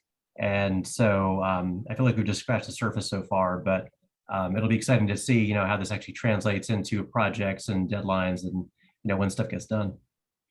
The other purpose of the group is to bring information to groups like us and take our concerns back to the advisory group. So one of the big things that was pointed out at the last meeting that I can talk about, I think, is that there's a backlog in repairs that has to happen first. And that's a big thing. So I'm not really prepared to give more of a report, but be aware that there's a big backlog that needs fixing still of reliability problems. Okay, thank you. Next is Muriel for transportation. If you can advance the slide, Dan. Thank you. We recently had our transportation meeting this past Thursday. We had talked about UCLA Luskin Applied Policy Project reaching out to us regarding our EV proposal. We talked briefly about the rec support for enforcement of EV parking, and a lot of things we had to table, but lastly, we had mentioned that Lindsay Sturman's Livable Cities initiative was incorporated into the housing element. Yeah, that was basically it. Well, I want to make sure that everybody knows. Can you say a little bit, Muriel, more, just 1 or 2 sentences more about the top one? Because I don't know if people know that we look like that we're doing this, does that make sense? Oh, I see. So the USC Luskin School of Policy, they reached out to us as like a potential client to kind of look into the policies regarding EVs and not accessibility, but truly, accessibility and potentially low income, and we're at the time, at the moment, we're looking for a current point person within our committee to be the liaison between the UCLA students and our committee. Our committee. And Cheryl's going to be our point person. She can't join us tonight, but this is something we applied for that Cheryl took the lead on applying for, and we heard back. And so UCLA, so we have 5 UCLA master's students, masters in public policy students, who are going to be working. It's not official yet, but it's looking like we're going to be working with them for the next year on figuring out how to promote peer-to-peer car sharing, particularly connected to electric vehicles, and maybe have a pilot on a cool block.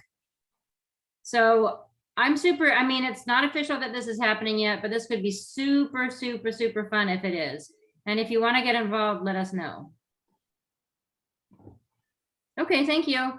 Dan, can you advance? Joanne couldn't join us tonight, but she did update her slide and wanted us to share it. Is anybody from the trees committee here? Okay, so I don't know about these things, but this is the slide. Okay. I'm on the trees committee, but Oh, thank you, Glenn. Do you want to? well, I think this slide says it all. Okay, fair enough. Okay, great. Thank you. Okay, thank you, Dan.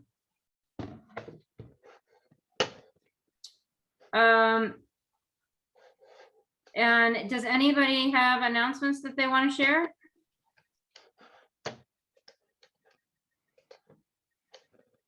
No announcements. Okay. I don't have any announcements either, except. Wait, I have one. The state just passed a law saying that gas-powered leaf blowers and lawnmowers are going to have to go away in a couple of years. Big deal. That's huge, you guys.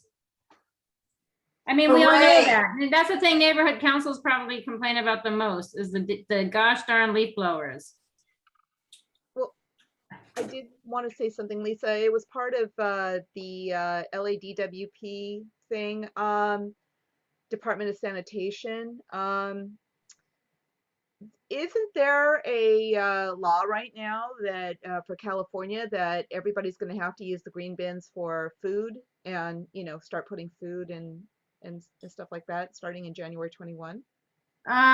Okay, so I don't know everything, but I'll just tell you what I know. There's a state law that is mandating that a local level people figure out their organic waste because it's a huge source of greenhouse gas. Right. And we're just not doing the right thing with it. And by organic waste, mostly we mean food that we didn't eat. So LA Sanitation is really behind. And part of it is because of COVID, but they are working on figuring it out. I've never heard that it's going to be mandated, but I have heard that. So right now there's a pilot, or there has been a pilot that LA Sanitation has been allowing some folks to put all food in their green bin. It's probably not a big deal if you know more people do it, but there's sort of an issue of the ratio. So they don't want everybody in the city to be doing it, and so they're running a pilot. So I'm not really sure what's going to happen, but there's going to be a policy that will probably allow more of us to do that. I didn't ever hear that we would be obligated to. I can't speak to that. I don't think we know that yet. My thing is that's really, and I think LA Sanitation's thing is, I hope, that's really not the ideal situation, because then you have these gas-powered vehicles coming along and picking up all your food waste. That's really not the best case scenario. We really want to do things more like LA Compost is doing and compost locally. And sanitation is working on that stuff too. And the city is trying to do more locally based composting. That's actually a big thing that Ji Young works on a lot, as she mentioned. So stay tuned and compost locally. And worm bins, we have a little thing on worm bins and composting in our toolkit guide for neighborhood councils. That's a cool block for me, by the way. What'd you say? That's a cool block for me, by the way. What do you mean? That's teaching about proper disposal of green waste and. Oh, right. Gotcha. Yeah. Bins are and the rest of it. Yeah. Yes. Okay, Glenn, you think you wanted to say something? Yeah, just on the Congress, the sessions were recorded. I put it into chat. They will be online via YouTube soon, if not already. So you can see your workshop or any of them. Number 2, on redistricting, the Redistricting Commission is having as scheduled, the 3rd and 4th hearings. They were supposed to finish up this coming Saturday, but they are talking now about adding a partial one a week from tomorrow, the Monday, the whatever, the 18th, I think it is, and they will start redrawing the maps. Then they'll take some public input and start redrawing the maps, and then the now following Thursday, so a week from this Thursday, is when they'll actually be voting on the final maps that they'll submit to City Council. So it's late in the process, but not too late for there's 2 sessions for folks to give input on. One during this coming week, one on Saturday, and then that final little bit. I don't know how much time will be on the Monday. That's it. Okay. Thank you, Glenn. Rosalind. Yeah, I just wanted to add to the list of bills that the governor's recently signed that he signed a couple of bills that are going to be banning PFAs from a lot of products. So those are that set of really toxic chemicals that are in so many things that we use that are being linked to kidney and liver disease and waterways being contaminated. And they've been finding a huge amount of these chemicals in our waters. So it's hurting people, we're pretty sure. We're just only starting to find out how, and we know it's probably going to be hurting a lot of wildlife. So in the next couple of years, we're going to see all of these coming into effect. So these forever chemicals have now been banned in California from children's products, disposable food packaging, and a lot of paper products that are used for food as well. So we're going to see big overhauls being done and what can be purchased and what's out there right now. So it's a really huge win, actually. Thank you. Thank you, Rosalind. Lisa, I have one more little thing. Okay, go for it. So I heard at the monthly neighborhood council DWP get together that water bills for the tippy top, the people in the top tier are going to be going up in January. So if you have a huge water bill, it's going to get huger. So watch out. Interesting. I just remembered I need to put the evaluation in the chat again, and I don't know if I can find it, so that might not work. But I will try to find it. I'm not going to find it. So if you can scroll up to the chat, or maybe I'll scroll up to the chat and find it and try to repost it. I think I just reposted it. Oh, thank you. Thank you, Gwen. Thank you. Thank you. Thank you. Thank you. Thank you. And my last thing is, we're not sure what we're going to be talking about next month, but it might be about parking and housing and stuff, and it might be about community land trusts, and you will need to stay tuned to find out. And I think that's it for now. Thank you guys for staying to the end, and look forward to working with you. And until next month. Good night. Good night, all. Good night.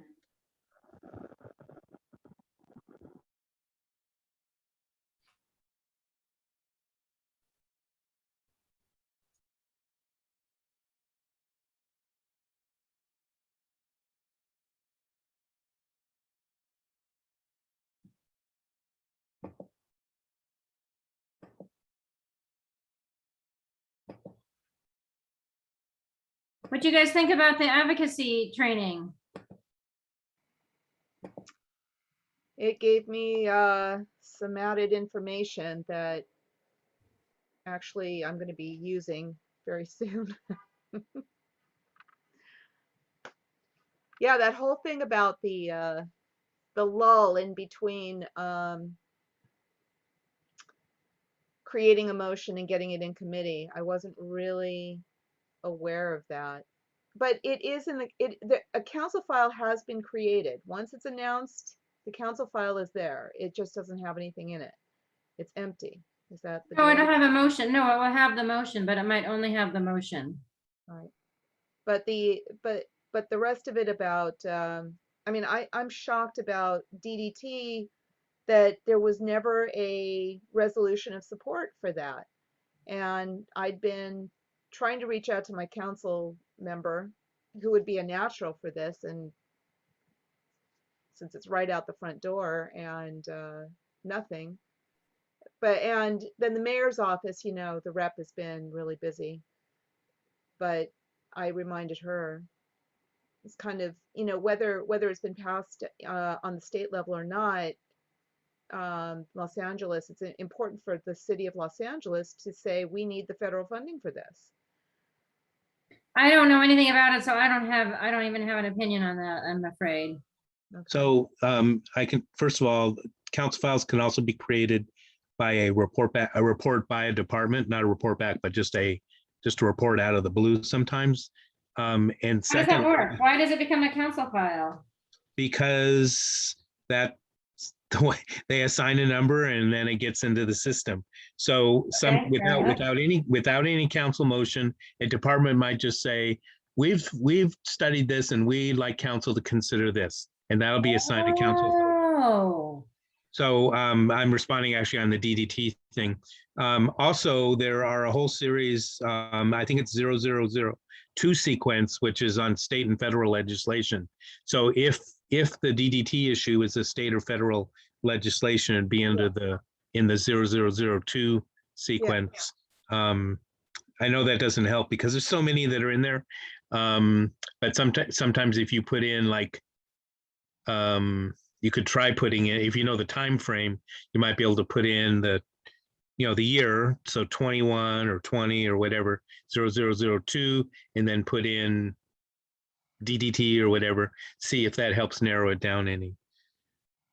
Yeah, I've tried several searches, and I do know about that numbering for resolutions for state and federal stuff, but I couldn't find anything. So, which is baffling. Well, I made a note, and as I sometimes go through, hundreds at a time, but I don't do it every day. So, but if I happen to see anything, I made a note with your name in case I discover anything. Great, thank you. Glenn, can you say that, could you say that again? You're saying that federal stuff has a certain, federal resolutions have a certain coding system within the CI as a, you know what I mean, for the council files? Right, 0002 is anything that's part of the city's legislative program, both federal and state. So anything that's like an existing bill that they want to weigh in, either in support or oppose, or even something that they would like to see initiated, which is generally I think more common with federal, taking something I would like to see the federal government do. I've watched some state stuff. There's some state stuff that I've watched and supported. That's environmental. Okay. Well, I usually in the states they actually have they're responding to actual bill numbers. Again, I haven't tallied. I just my sense. Most of them do have actual bill numbers, as opposed to we want to support something generic.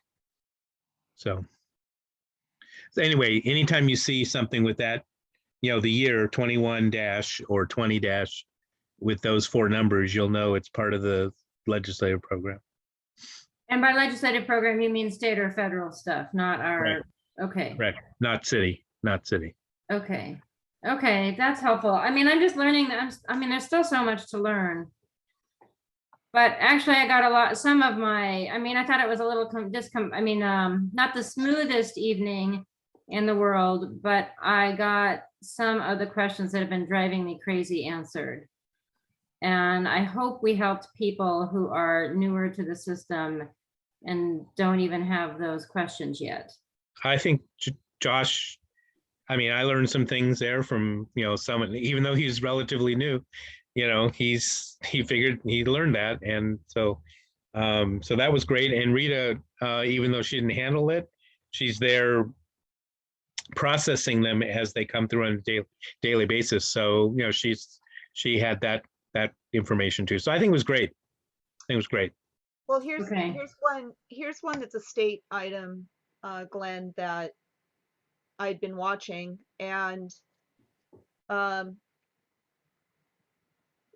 that's the second time the city council has supported a state bill, and now it's back ahead. Our city council our state assembly person has filed it for a 3rd time, because just what Josh was talking about, it died in committee 2 years in a row, and now it's going to die in committee again, and it's absurd. But anyway, yeah, there's a lot of ecological things that benefit the city of Los Angeles, get funding for things like the biodiversity issue and protecting open spaces and creating new open spaces and growing biodiversity, and it just doesn't happen. Even though, like in this case, the Los Angeles River was a huge funded thing to renaturalize it. And this is just an addition to it to bring it down to the South Bay to finish off some of the river system and try to add it to the Rivers Conservancy, Mountains and Rivers Conservancy, but it just keeps dying. Do you go to the Los Angeles River Cooperative Committee meetings? I haven't. I don't know where it is or anything. It's hard to. Yes, it is. I agree. So they only meet once a quarter, but I find them very informative, and they do allow a public comment, especially the general. They're not as generous with actual topics, but they seem to be okay with that, you asking questions. So they're not quite as strict. What I'm saying is not as quite as strict as city council committees. Anyway. Are they not, wait, so sorry, because they're probably not under the Brown Act, are they? Yeah, I think, well, I think, I think they're operating as if they're under the Brown Act. So, okay. They're a consortium of state, city, county. They've got Army Corps of Engineers. Anyway, I've seen that online, but I still haven't figured out how to get on the reminder system for meetings for that. I put my email in chat. If you email me, I can get that to you. It took quite a bit. I only learned about it. I actually had been to the meeting before COVID because I went in person at City Hall and then lost track of them. And then I heard something and then I said, oh, they're having a meeting, and trying to find it was next to impossible, but I found it. It was under Bureau of Engineering. And you can sign up to get the early notifications. So I desperately need that because I've been wanting to do that for 2 years now. I've been trying to figure it out and I gave up. So thank you. I think their next meeting, they normally meet they only meet once every 3 months. And I think they meet the first Monday, but their next meeting is, I think, January 10th, because the first Monday is a holiday. So for memory, if January 10th is the second Monday, that's when they're meeting next. So that's once every 3 months, quarterly. Okay. Yeah, they met in October. Yeah, quarterly, right. Okay. So you can look at the agenda, see if there's anything of interest, or you can just, you never know what little nuggets come out with the different reports. And again, you can always just do public. What you just said would be a great public comment to the group. Good. And you also hear the folks who are involved from the different agencies too. So. Sure. I don't know how to say your name. Charlene, did you want to say something? It's Charlene. I just wanted to say, I know I wasn't sure if this was a private conversation between, within you three. So I wanted to apologize for still being here. I'm from Zapata King and I'm just a land use committee member. And so I am such a newbie. I don't know a whole lot. I know Glenn because I know him from, oh Lord, what's the other one that was this last Saturday? A few days ago. I listened to that one. Was it Plan Check? Yes, thank you. So I listened in for that one, and now this is my first time listening into this one. So I just have so much to learn. Well, Charlene, we have been trying to connect with Zapata King for forever, and we really haven't. So I am ecstatic that you're here. Okay, I'll continue. I'm not quite sure. Like someone said, I don't know who said it. There are so many groups, and everybody's trying to do all these things, and it's so difficult to keep up with. I don't even know what anybody does, so it's hard. I put it in my evaluation how I got into Zapata King, or why. I didn't even know they existed. Oh, so, really? Yeah, I learned through El Sereno. I went to a community garden thing. You probably want to see my face, huh? I would love to, if you're okay. Wait. Well, I got a bad haircut, so I'm hiding it. So wait a minute. And if I switch to this is speaker, COVID time. Everybody is. Okay, how do I fix it to where you can see me? Are you on it? Are you? Oh, there you go. Now Oh, you're well, there's showing that. up twice. Oh Why? my I've gosh. never seen anybody do that. I don't know how you did that. Well, that's what I look like. Okay. Okay. I don't know how to get rid of the other one. So next time I'll try to do the face. I've Okay. never, so I don't anyway, know how you did both. I can't speak. I've never seen that me before. neither. I'll get better at it. But I learned through going to a community garden thing at El Sereno Community Garden. And some of the guys from the NC were doing security. And I said, well, who are you guys? Because I was just volunteering for the community garden.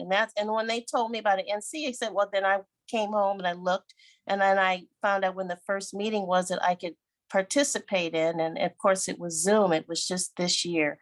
So that's how I found out. And I told them what I wanted to do was to try to see if we can do a community garden, or I could help with something that existed. And they put me on the planning and land use committee. Ta-da. So it's been just this year. Well, Charlene, the Los Angeles Community Garden Council is a really huge organization, and there would be a lot of help. And then actually there's a guy, Jesse De La Cruz, who is straight down the 110 freeway. He's been managing and helping with our community garden, a massive one here in San Pedro. But they put people in to help with the community garden. Well, the one that I thought we had, because I joined the American Community Garden Association, and so that's how I found out about an old community garden within Zapata King. Well, the church they concreted the whole thing. They turned it into a parking lot, so that's gone. So a church did that? Yeah, it was their property. They probably didn't have anybody to maintain it, and so they just fixed it for their own usage. So that's gone. So I told the LA Garden Council or somebody, I said, well, you know what? You've got it on the map, but it doesn't exist anymore. So I know about them. So Carver Middle School has a community garden. And so I think Zapata King has given them money to support them. And so I'm going to support that. You know, instead of recreating the wheel, whatever you want to say, I'm going to become a community member of that and help them with that one. So we have something. It's just not what we started out with. It's addicting. But I'm sorry, what? It's addicting. I just got a garden plot, and that's really important. Food security and a whole bunch of other stuff. But there's just so many things. So what I started out with and then finding out what our needs are is just huge. Yeah. So I'm just trying to help out where I can. And so that's why I represent maybe one of the committee chairs at the, well, now this one. I wouldn't mind being a part of this, but I have so much to learn. I haven't even done the Cornerstone training yet. What's the Cornerstone training? Well, if you're on the, I guess if you're a board member or on the planning and land use committee, you can take some kind of training, and you have to have the Cornerstone thing. I've never heard of that. Yeah, I know. It's Just New enough City to make hosts. it dangerous. Cornerstone is the name of the link that you go to for the ethics training and stuff. That. Yeah, I don't got it. And so they have to turn my name in to get me eligible for that. Now, I don't know if it's too late or not. It has to be done by our secretary, and I'm not sure if we have a secretary. The folks at Zapata King are dedicated. They're just stretched. You know, they're just really stretched. By the way, I served with Bridget Kidd several years ago, and if you happen to have an opportunity to say hello to her, so Glenn says hello. I will, because you know what? I try to report to them. I try to get back to Bridget and everybody about the meetings. That's my whole intent. I represent her. So I'll definitely let her know that you said hello. So anyway, whatever I can do, but I don't know a lot. But I retired from the city of San Diego. So I'm a retired city employee, but a different city. LA is quite big. So, what did you do for the city of San Diego? I did traffic engineering, and my last job was we worked with the other utility companies and took the wires and we put them underground. And I did the street lights, not traffic signals, but the actual street light design. Because we had street lights that were attached to overhead power. And so when you remove the wooden poles, and you got to figure out where to put the new street lights. So that's what I did for the last 10 years. Oh, how interesting. Mm-hmm. I used to live in Solana Beach. Do you know Solana Beach? Mm-hmm. I do. I have a buddy who lives in Encinitas and Cardiff in that area. And, I have, yeah, my roommate lives there, yeah, in Cardiff, yeah. I lived in Claremont Mesa, and my daughter went to Claremont High. Right, San Jose State. Came back home to take care of mom. So I live, so I live close to Slauson and Central. Didn't think I'd be back, but here I am. How does it feel to, how long have you been back? I came back in 2013 part-time, and then 2016 permanently. I was freaked out. With my own city. I went, oh my God, there's so many people here. And it's, now I can't imagine not being in LA or being in the size of LA. San Diego's nice, but doesn't have the energy. I mean, I lived in LA and I moved to San Diego to go to grad school, and I came back. I didn't finish grad school, but I came back, and I mean, I lived in San Diego for 5-ish years. And I prefer LA 100 times to San Diego. And I know a lot of people don't. A lot of people in San Diego call LA Hell A. Yeah. I was afraid of my own city, but now that I'm back, there's just a lot of energy, and I wouldn't make it in San Diego, and that's I wouldn't make it there anymore. I think would be too slow for me. I think exactly, and I don't even know. I totally agree with what you're saying, and I can't even put it really into words. But yes, there's more energy here for sure. But I lived there 30 years. I raised my daughter there. She's born and raised there. She's up here. She came up here to help me with her grandma, and she went to trade tech and got another degree, and I think it's really helped her career. So LA was a good move for her career-wise. Interesting. But she finished up at San Diego State. San Diego gave us a good life, though. A lot of people, like I said, I mean, I have a lot of friends in San Diego, and they have no interest in living in LA. Like, it's not on their list.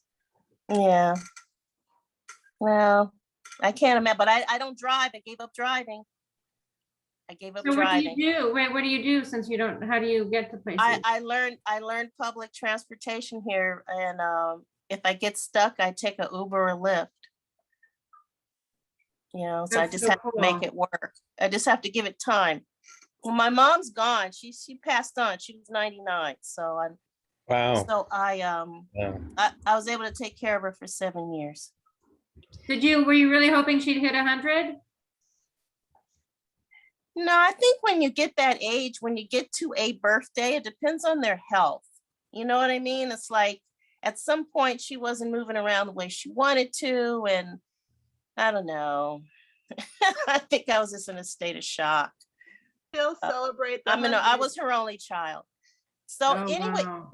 but getting back to this, and then I have my one child. So, my daughter was her only grandchild. But whatever I can do, I still have to learn what this group is. Well, do you have any questions? Sustainability Alliance. No, I'm going to kind of read and process. I'm going to go on the website. Okay. And so I can have concrete questions. I just don't want to ramble. I need to kind of learn.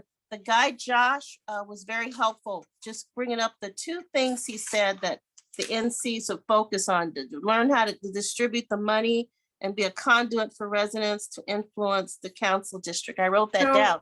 Charlene, I totally disagree with him on that. Okay, good. Completely disagree with him. That's what he said. Okay, so that's what my main thing is, to learn the mission. So I I got an understanding of Zapata King's mission because I mean, there's different things in every neighborhood council because LA's so big. I learned that from just attending the other meeting. But by the way, not to give you another meeting to go to, but much of the city is broken up into regional alliances, and the Slank is Zapata King's part of Slank. And if no one's told you about that, they meet on the third Thursday, I believe, of the month, and they are having the 3 council members over these 3 months. They've been having the 3 council members there. So if you've got some time, it's virtual for third Thursday. So I guess be a week from this coming Thursday. You might try to see if you can get, at least listen in. Yeah, I mean, I was on my neighborhood council for like several years. No one ever told me that there wasn't a regional alliance for our area. And it's like, so I try to make sure that I tell, especially new board members, that there are, most of the city is in a regional alliance area. So anyway, you know what? I'll look it up and I'll put that. I've seen that on Instagram. That's the one thing. Once you connect with one group on Instagram, then they all show up. And it's like, oh my God, what is all this? So I'll definitely keep that one in mind. If nothing else, just to listen. And I'll ask the board members, the ones that I talk to, if anybody, represents Zapata King at that meeting. So for this group, if I listen in, would I be representing Zapata King? So we have a formal process that's in transition a little bit, but basically we would ask that Zapata King would need to appoint you as a representative. And then you would be a formal representative, but everybody's welcome. Every stakeholder in LA is welcome to attend our meetings and participate, regardless of whether or not you're a formal representative. Okay, so I'll ask him about that. Okay, and we have a one sheet about it on our website, and I'm happy to talk to you offline and explain a little bit more about what that would mean and that kind of thing. Charlene, there's some recorded meetings from the past. There've been, don't call yourself that you were just in planning and land use, because that's oh shoot, I forgot to turn off the recording. That sucks. How am I gonna edit this? Glenn, you didn't remind me to stop recording. It's your fault, Glenn. I sent you I put something in chat, but I didn't want to interrupt the. Yeah, you're right. At the adjournment, I should have said, okay, turn off the recording. Yes, you should have. If you remembered, you should have. I didn't know we were gonna keep chatting, so. I have it in my notes, do I? But I probably do, but it doesn't help when it Charlene, gets too busy. Go on the site. There are some meetings that, I mean, when you talk about that you're on the planning and land use, that's not a just committee. That's one of the more important committees. But this group, I've been very surprised because there are so many sustainable and aspects that we talk about that are directly impact planning and land use decisions. And there's a lot of discussion of, high discussions on the direction that Los Angeles needs to go with zoning and everything else. So there's a lot of really good discussions here. So I need to interrupt. Sorry. You know what happened? I think what happened is somebody sent me a request to make, and I don't know why this happened, but somebody sent me a request to enable live transcription. And I clicked yes. And this happened to me once before. I can't stop the recording. I can't do anything. I can't, I actually can't even end the meeting. I'm going to have to end it by turning off my computer. I mean, by just doing a hard shutdown. I think you can't leave. I don't know how to. I mean, maybe if I would notice. If you click on leave, it should give you 2 choices. Right, but I can't click on leave. I don't have any of it. So all that stuff is gone. Wow. All gone? Yeah, Top? yeah, it's all gone. Okay. That's crazy. All right. Well, it was good chatting with you all. Great meeting, and see you next month. Thank you, Glenn. Good luck, And Charlene. See you next month. Charlene, I'd love to, I'm so excited to have you here because really, we've really never connected. We actually had one of our very early meetings at the, I forget the name of the library. Oh, Junipero Cerro Library. Is that how you say it?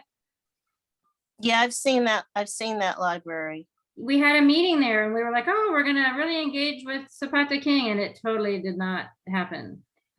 So I'm happy to Well, see you I'll here. stay connected. I'll stay connected. I'll talk to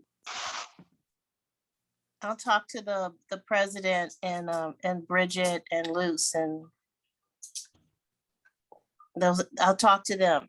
Okay, cool. Thank you. And then we'll just do everything correctly. That's my whole thing is procedures. I want to understand procedures and at least that and protocol, especially with the Zoom. I think the Zoom has made it challenging. I to think start off. Dunn and the city attorney have made Zoom challenging. That's what I think. Well, I can't wait till we all get better at that. Then when we're actually having meetings, it's nice to see a face, just to hear everybody on the phone and everything. But for the alliances, they're not under the Brown Act. So, it actually has been beneficial in terms of not having to travel anywhere, right? Well, that's true. Not have to arrange a place to meet, whatever. Being able to do a Sunday night meeting and finish and then go have dinner or whatever, right? So there are definitely some benefits for the virtual meetings. I think for the Zapata King, I've never met any of them. Yeah. So I'm hoping one day to meet them, but you're correct about these big meetings and I don't have a car. Oh, good night, nurse. Well, so before COVID, we did not meet monthly. I mean, and we don't meet monthly now because of COVID. So we'll continue to meet monthly, I think. But my thinking, I was just thinking about this today, my vision, and I'm open to other people's thoughts about this, but I'm thinking maybe we'll do like quarterly in-person meetings going, like in a totally, like if COVID didn't exist, I think we'd maybe want quarterly in-person meetings and then the rest of the meetings via Zoom. Because the thing is, as you know, LA is so huge, not everybody's going to schlep to every meeting. And so we used to try to move around the city and it was a real pain in the butt, to be honest. Yeah. Well, I think we're all accustomed, the world is accustomed to Zoom now. So I'm pretty sure we're going to continue this even beyond. Right. We were talking about doing something like this before the pandemic, and this really is one of the big silver linings. Now everybody is really familiar with the platform. There's not so much of a learning curve, I mean, we still have little, like you're having some technical issues. I'm having some technical issues, but still we're doing it, Yeah. Okie doke. All right. Well, I'll look forward to connecting with you guys again. Cool. Thank you so much. And if I have any questions, I have your email, so I'll shoot you an email. Okay, that would be perfect. If you don't mind. Okay. All right. It was nice meeting you. Good night, you guys. Good night. Bye. Bye-bye.